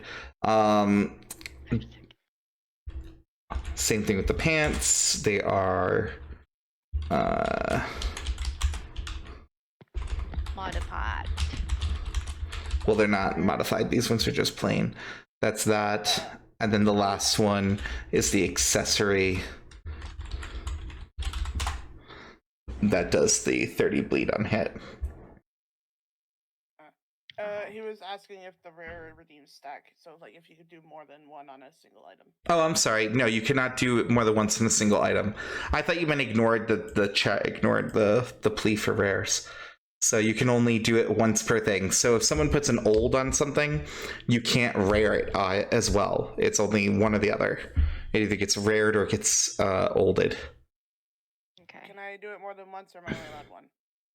You can redeem it as well. I mean, really, you guys probably should try and like not do it so much. It really should be up to chat to support or damn you. I'm done. The jacket's the only thing modified by me. Okay. So, Frozen, are you going to spend any points? I know I ignored you the first time, and I'm sorry. I missed your thing. And then we'll just move forward. Also, who's gonna be carrying all of the... I can bring all of them. Yeah, you can just store it in your Is it gonna be inventory. heavy? It's not like the other stuff, yeah. Okay. No, it's yeah. not a big deal. This is like Okay, I grab wearable it all. gear. Yeah. But I'm not wearing them, just bringing them with me. All right, and you guys are returning to the shop? Do you guys want to look around this place first? Do you think we'll get something? Okay. We can. I don't know if you'll have anything. What do you want to worthwhile. rare, Frozen? You can still wear the pants or the scatter shot.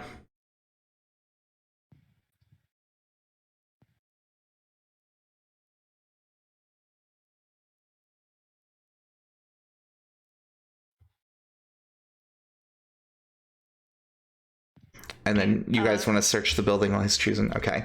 I want to search and try to see if we can get any important information about Jules, their group, what happened between them and Frank, or I mean, it looks Oh, like you're looking for like dirt. Yes. Yeah, I got you. Okay. So that's the new pants, by the way. And anything useful. So go ahead and do a plot roll. What's up, Ray? Ray would also like to look for money. Okay. For sellable items. I would say that. Sellable items you could definitely possibly Tuck is find. broke right now, so he would love some money. Tuck ain't here right now, so Tuck need to shut the hell up. Okay, like yeah. Right now. I work too. Anyway, so Mox, go ahead and roll. You're looking for any kind of dirt you can dig up. Can I re-roll? Yeah, only if someone gives you a reroll. I'm trying to redeem it. I'm trying to redeem it. Hi. There you go. There we go. All right. Go ahead and roll again. Please. Oh my god. I love this for you guys. That's 3 times in the same session. 3 times in the same session they've done a reroll and they rolled the same exact number. Like this, I swear. I love that. That's 10 out of 10. It's so it just lets you know that this is what it's meant to be. Yeah, We that's can make a compilation at this point. so unfortunately, Mox, it doesn't seem like this guy had any information laying about or anything that's overly helpful. Ray, you're rolling to try and find something that's worth some money. It's unfortunate. Oh my god. Do you want to do a reroll, Ray?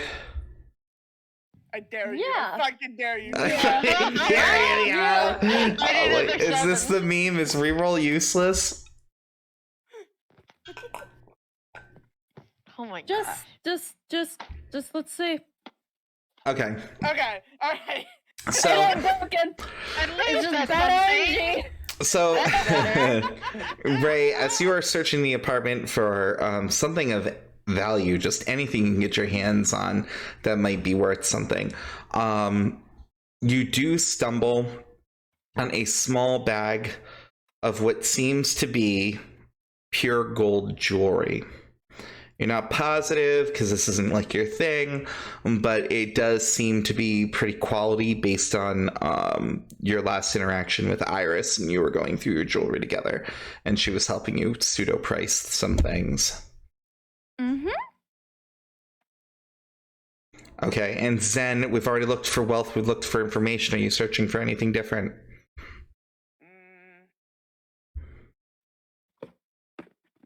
Trying to think what else I could look for.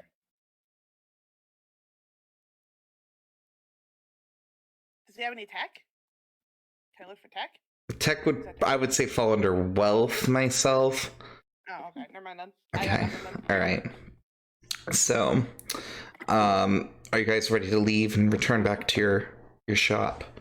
Okay. Is Randy waking up? Can I just scoop him up? Randy for will now? eventually get up. Yeah. I'll just scoop him up for now then. Randy needs time to heal. Okay. So you guys return back to base. Yep. A little worse for wear, but hey, who isn't? Randy does stir as you guys are getting back. And you do... food. He eats whatever you feed him at this point. It's kind of one of those things where maybe he's desperate to cling on to life, or maybe he just doesn't care what he's putting in his body at the moment, but he eats it. Okay. Oh, hey, Tuck. Yo. Did Um, we succeed? Mhm. Look. Oh yeah, I those love- two fuckers are dead. They're dead now. Yeah. You're dead. I know you gave me money from your own personal bank account to help pay for the modifications. So here,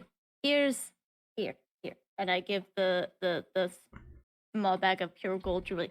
I And Tuck, of course, does a happy dance. He has no shame. He has no shame. Nope. and And if you want, you can give me some later. I will try to get the best price and we can talk. of course, as you guys are You definitely look like you had a rough night. discussing, Iris pokes her head and goes, that Julie lady, she woke up and she's kind of a bitch. Oh yeah, just leave her the fuck alone. We'll oh, speaking of, Yeah, we gotta call Frank. Yes. Yeah, Go for let's it. get her. But let's try to get him not in the back part of the room with our extra guest. So Yes, we'll we- just drag her to the front. It's fine. Yes, let's go to the front with the. Who's dragging Jules to the front? Not I me. guess- I'm broken. guess I'll drive I'm you. not Mox, cybernetics though, okay. so I mean, that can I help drag her to the front? Is that That's okay? already Mox is on it. Okay. I'm So like, she's go still out there and she's still fuck rolled her. up like a burrito, so you carry her right out.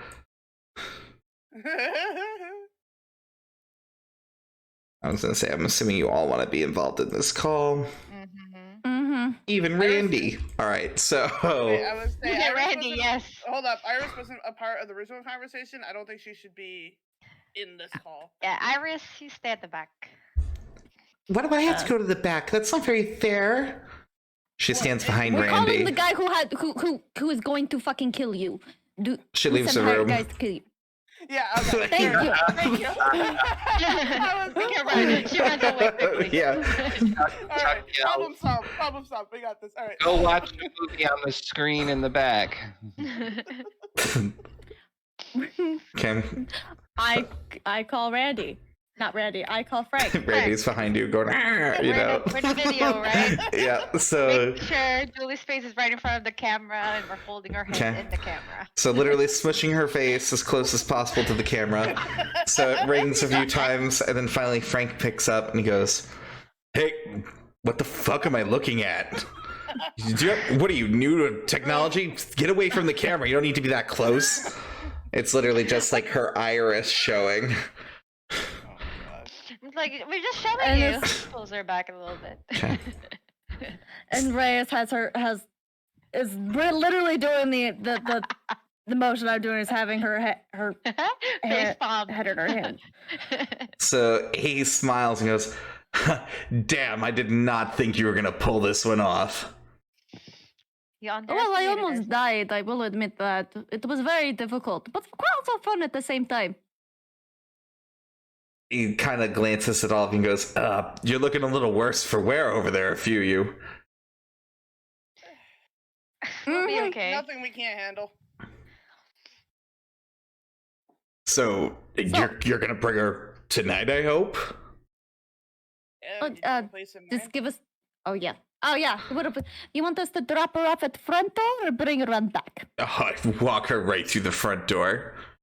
What's the point of capturing the enemy boss if you don't wave it in front of everyone else? I just wanted to be sure. Yeah, bring her over whenever you guys are ready. Okay. Okay. Do we shut off the Thank you for your time, Frank. No, thank you.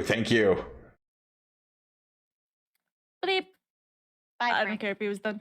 No, he's done. Yeah, he was talking to people in the background. Whatever he's got in store, plans are in motion. Okay. All right. Should we all go? Leave Iris? with Iris, you're Mr. free. Iris pokes her head back out from behind the door and goes, "Do you think he still really wants to kill me? I thought we got past that." Better safe than sorry. I wouldn't risk it. How about we don't show your face and aggravate him at this time? Oh, so am I staying here? Not that I was like eavesdropping or anything, but I mean, unless you would like to go to the To go see hideout. Frank? No, we're gonna leave you here and guarding our guest, and you'll do lockdown again and activate Bert so you are safe. she frowns. Fine, I'll stay back at the shop again. Everybody If you're a goes to good Frank. girl, I'll take you out and get some treats tomorrow. She's not a child. She raises an eyebrow at you and she goes, "Define treats." Chocolate. She shakes her head. That doesn't feel like a very fair deal, but whatever. It's not like you're going to give me a choice anyway. Well, how about this? Based on how much I get for these lovely gold things, we'll talk and we'll maybe come up with something. But until then, She goes, "Is that a bag play." of jewelry?" Mhm. You know, jewelry beats chocolate, right? We'll talk.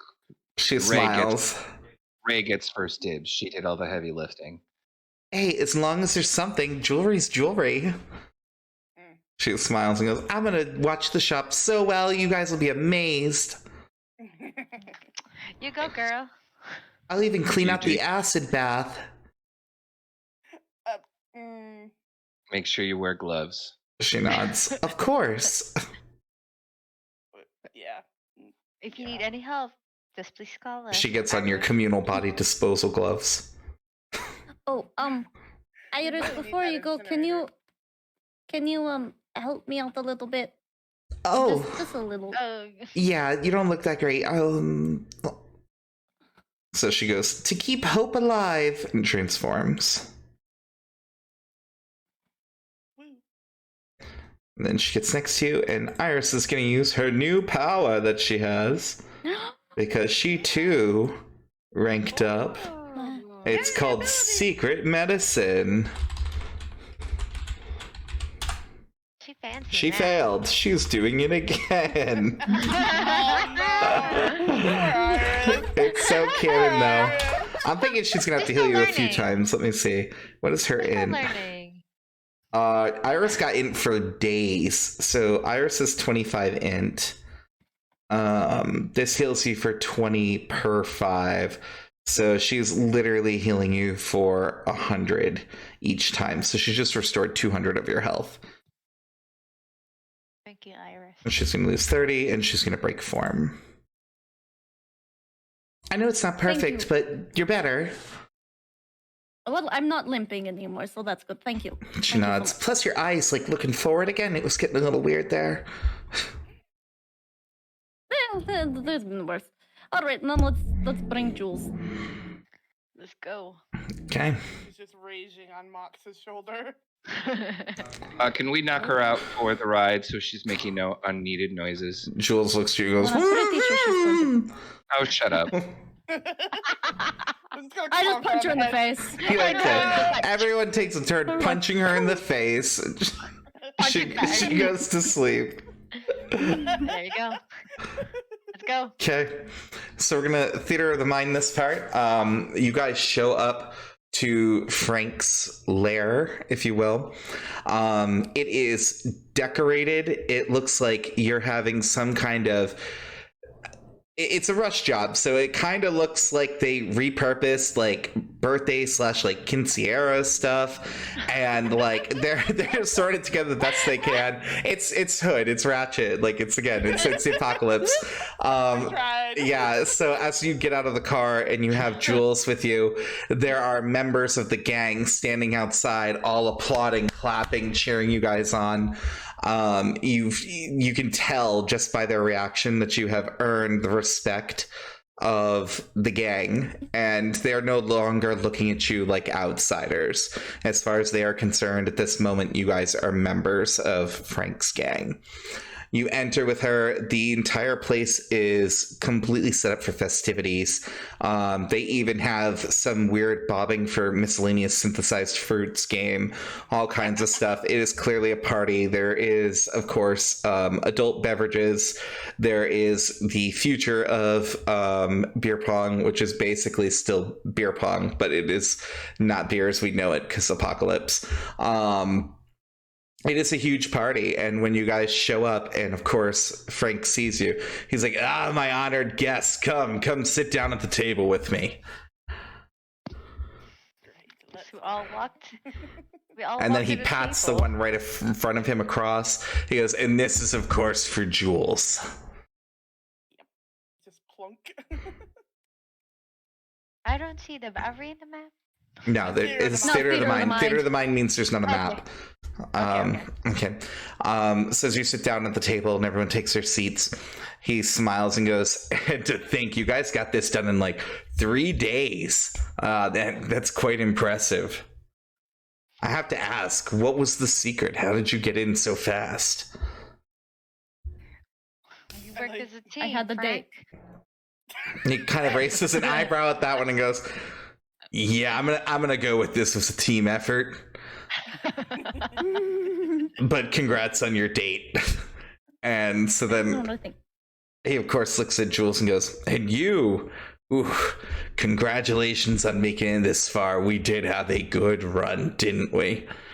And she's still gagged, sitting across the table.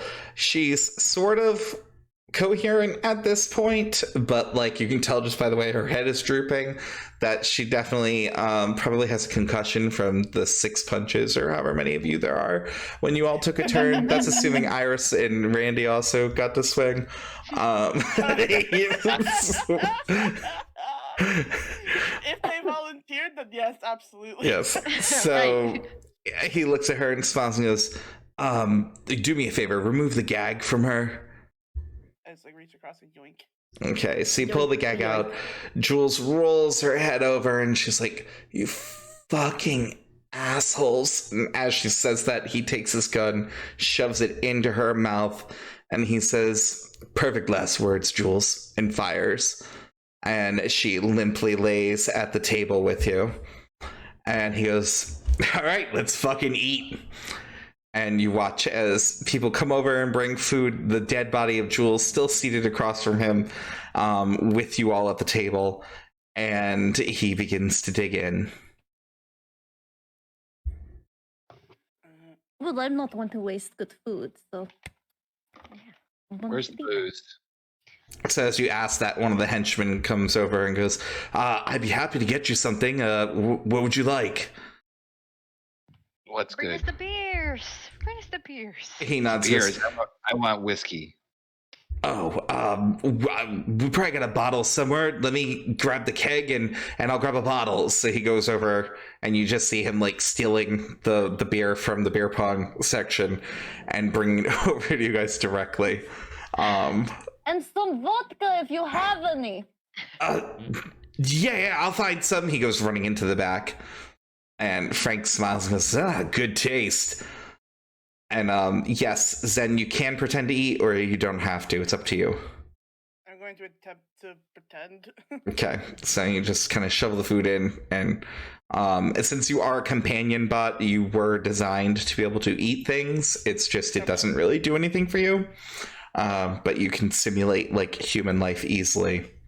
Great. I wasn't sure. I was Yeah, you have that. It's because you can't really have a companion thing if you can't like eat ice cream and cry with someone, like, you know what I mean? Like, Fair enough. so yeah, you have to be able to do the breakup thing. So anyway, so everyone is at the table, everyone is eating, and Frank looks up and goes, yeah, so it's good to get to know you guys finally. Tell me about yourselves. We kind of just been working more professionally, but now that you're in the gang, you're a family. Like nobody wants. You know what? Ask questions. I will give answers that I know for myself. I can't answer questions for them. He nods. Where'd you get that bitch and head plate? I got shot in the head. Yeah, but like, who installed it? I don't know. I was unconscious. He looks at you, raises an eyebrow, and goes, "Okay, that's fair, I guess." I lost good portion of memory. I really don't know. He nods. I can't tell you if that's a blessing or a curse here, honestly. I don't know, but I got bitchin' new name. He smiles. True. And he looks at Zentara and kind of more looks at Tuck and Mox and Ray when he says, and he's like, "What's up with this one?" I'm not very interesting. I just He shakes his head and goes, "You look like you're a housewife." She's my nanny. Excuse you, I am not a nanny. I'm not a nanny. Tuck, really? So he smiles at that and goes, "All right, sure, whatever." And you, what's up with you? You're the tech geek, right? I sit in front of a computer all day and I play games and look really pretty doing it. Damn straight. Kind of raises an eyebrow and thinks about it and goes, "Sure, I'm sure you play games." And he looks over at Mox and goes, "And how did you hire them? And also, again, why would you hire a housewife? What does she do for you exactly?" Well, she works as at the front desk. They applied to me, and I of course hired them. Oh, she's the face of your front. Gotcha. That makes sense. I was trying to figure out what she was doing here because you got a bitch with a plate in her head, the hacker, and then obviously you running everything. You gotta have some kind of fucking body in your closet. And then you've got housewife, and I was just kind of confused what she was doing here. You know, diversity, and we do not judge a person. He nods. Absolutely. After you guys were able to deliver Jules, yeah, housewife is good in my book. I just thought it was kind of like a weird entourage thing you had going on. Well, Frank, now that we have done this, is it safe to ask what happened and why do we have to do this mission? Oh, you mean what was up with Jules? You know, she was like every other bitch in the world. She was just coming up fast. She thought she was hot shit. You know, it's like, and hey, we had to put her down just like we do everyone else. I mean, it was either going to be her or it was going to be the dude she took out last week. But since she killed him, well, there you go. Okay. I'm like taking out the competition. So- We're making become competition. Hey, nods. Give me a week or two. You're going to see great things. Ooh. I have side question. Sure. What's up? How are your people in the underground fighting rings? He smiles. Well, I've got a few people who can throw a punch or two, if that's what you're asking. Some of them are a little better than others at fighting dirty. Mm-hmm. I'm assuming you're talking about illegal fighting. Oh, totally. Yeah, he's like, regulation shit is for the fucking pussies. Oh, yeah, no, fuck that shit. You can't make any money there. He nods. 'Cause maybe see them in the ring. Maybe I'll seek to see one of them in the ring. Just I can set you up with a fight if you want. oh, fuck yeah. Awesome. So he makes a note. I'll let you know when I get all the details fleshed out. You know, getting into the underground fighting scene might be a good thing too right now. We're gonna have that huge expansion. He makes another note. What experience? Oh, I can't remember. Would I go by my call sign or would I go by Ray in the underground fighting? Or is that up to me? That's up to you. You can totally choose whatever you want. We're gonna go by my call sign. It's like, oh yeah, and then for your records, to make sure you set up fight with Reaper. He smiles. Reaper it is. Oh, and of course, before I forget, the most important part, which one of you wants the payment? Or he looks at Moxie, goes, or do you want me to give it to you and you can divvy it out to them later? Sure. I'll keep it. So he puts out his barcode for you to touch with his. Mm-hmm. So he transfers over 25,000 Terra points. Ooh, big bucks. Job well done, job well paid. Thank you very much. No, This is thank you. fun. He kicks Jules from across the table from him. He's like, later, we're going to fill her up like a piñata and hit her with sticks. It's going to be awesome. Is it safe to say that we're working as a team now? He looks at you and kind of nods a little bit, and he's like, yeah, you're part of the gang. You're a crew now. And not just any crew. You can skip all the lackey shit. You've already proven yourselves. Thank you. We can ask for your help when we need it. You won't betray us. He nods and goes, I told you guys, you're family now, yeah. And just like if someone comes for me, they come for you. If they come for you, they come for me. Okay. Noted. Excellent. Takes notes.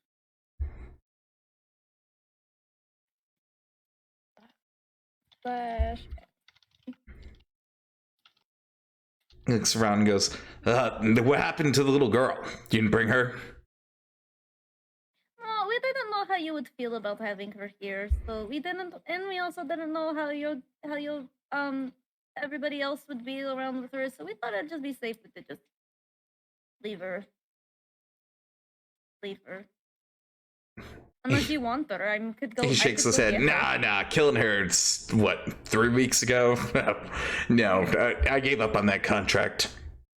okay. But didn't you guys originally want the name of the bitch who put the hit on her? Oh no, I still want that fucking name. And he smiles and goes, well, I got it, so how great am I? You are Fantastic. amazing. Thank you. Don't be humble. Let's keep the compliments coming. He takes another sip of his drink. Best leader I around. think you. He points at Tuck. I see you've been quiet. No compliments, nothing. When I have something important to say, I'll say it. He eyes you and goes, so you're the wet blanket as well as the nerd. Good. He goes, you're going to be happy to know that it's a member of the Corp. He kind of side-eyes Tuck when he says this. He goes, bitch goes by the name Heather Frost. Why she put the hit out, I don't know. But that's who sent out the contract. Do you know the position? Her position at the Corp? He shakes his head. I don't know. She's probably some fucking desk jock or something. She's up there, so she ain't gonna be a grunt. All I know is that she's a high-ranking member. You guys can take the rest. I already gave you a fucking name. Thank True, that you. is very Thank helpful. you, Thank Frank. Just making sure. He nods and goes, yeah, of course. And it's like, besides, what's the fun of getting revenge on something if you don't put in the legwork, right? Mm-hmm. So he kicks Jules from across the table again, because fucking Piñata, it's gonna be riot. Yo, do you guys want to stay for that? He looks at Zen after she makes her sound. Zen doesn't say No, anything. I'm good. I think I'm also You know- good. We don't Depends on want how to much put it. vodka you put in me. He's like, we can fill her with nips.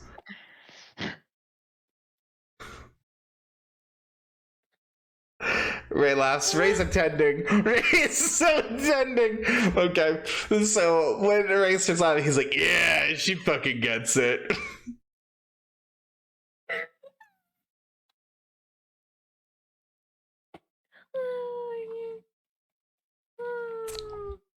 I got a program running at home that I got to get back on. He smiles. He goes, well, all right, you three can go, especially Wet Blanket. Take him out of here. Good luck with babysitting him, Nanny. And Ray, come on, like, this is gonna be great. I'll even let you have the first swing. Oh, Yeah. fuck yeah.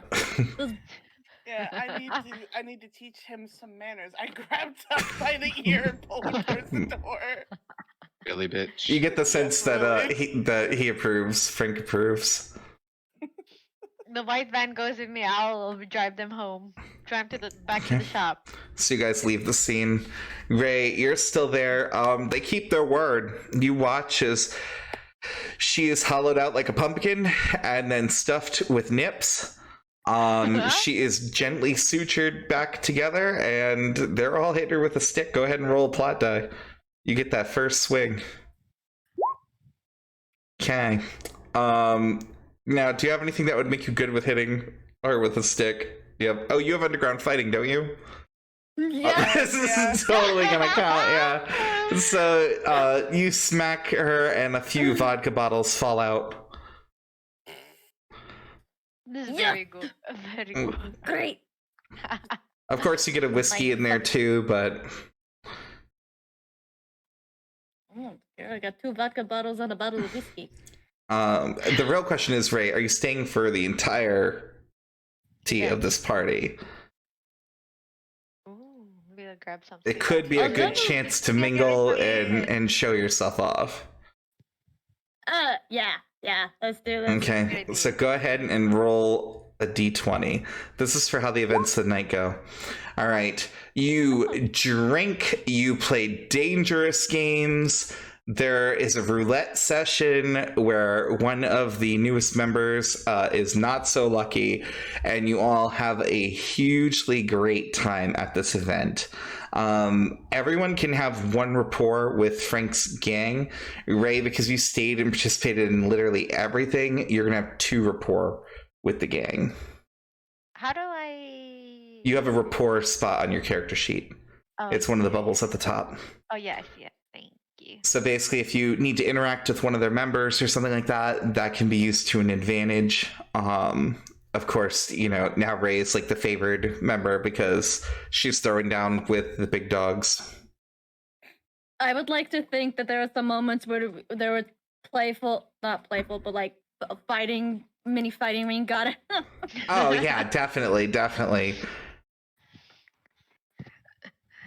I drink them under the table. Court with a 19, hell yeah, you do. They are wowed at everything you do. You basically shit glitter as far as they're concerned right now. So as the festivities die down, I think this is a perfect place to stop because we're at a good neutral area. Because of course, now that you got someone's name, things are going to escalate again. So good job with all that. I am going to award you guys one more level up because you crushed this. Things got dicey for a moment. I was not sure how Boba was going to help anyone out of anything, but then everything went great. So that should bring you up to level 8, Okay. which means you guys are going to have another magic spell that you can manifest. So get that going on in the back of your brain. And yeah, so we're going to call it. So thank you guys for joining us. Hopefully you've enjoyed Dark Age of Magic episode 4. There was definitely some shenanigans, and we'll see you guys later. Bye. Bye.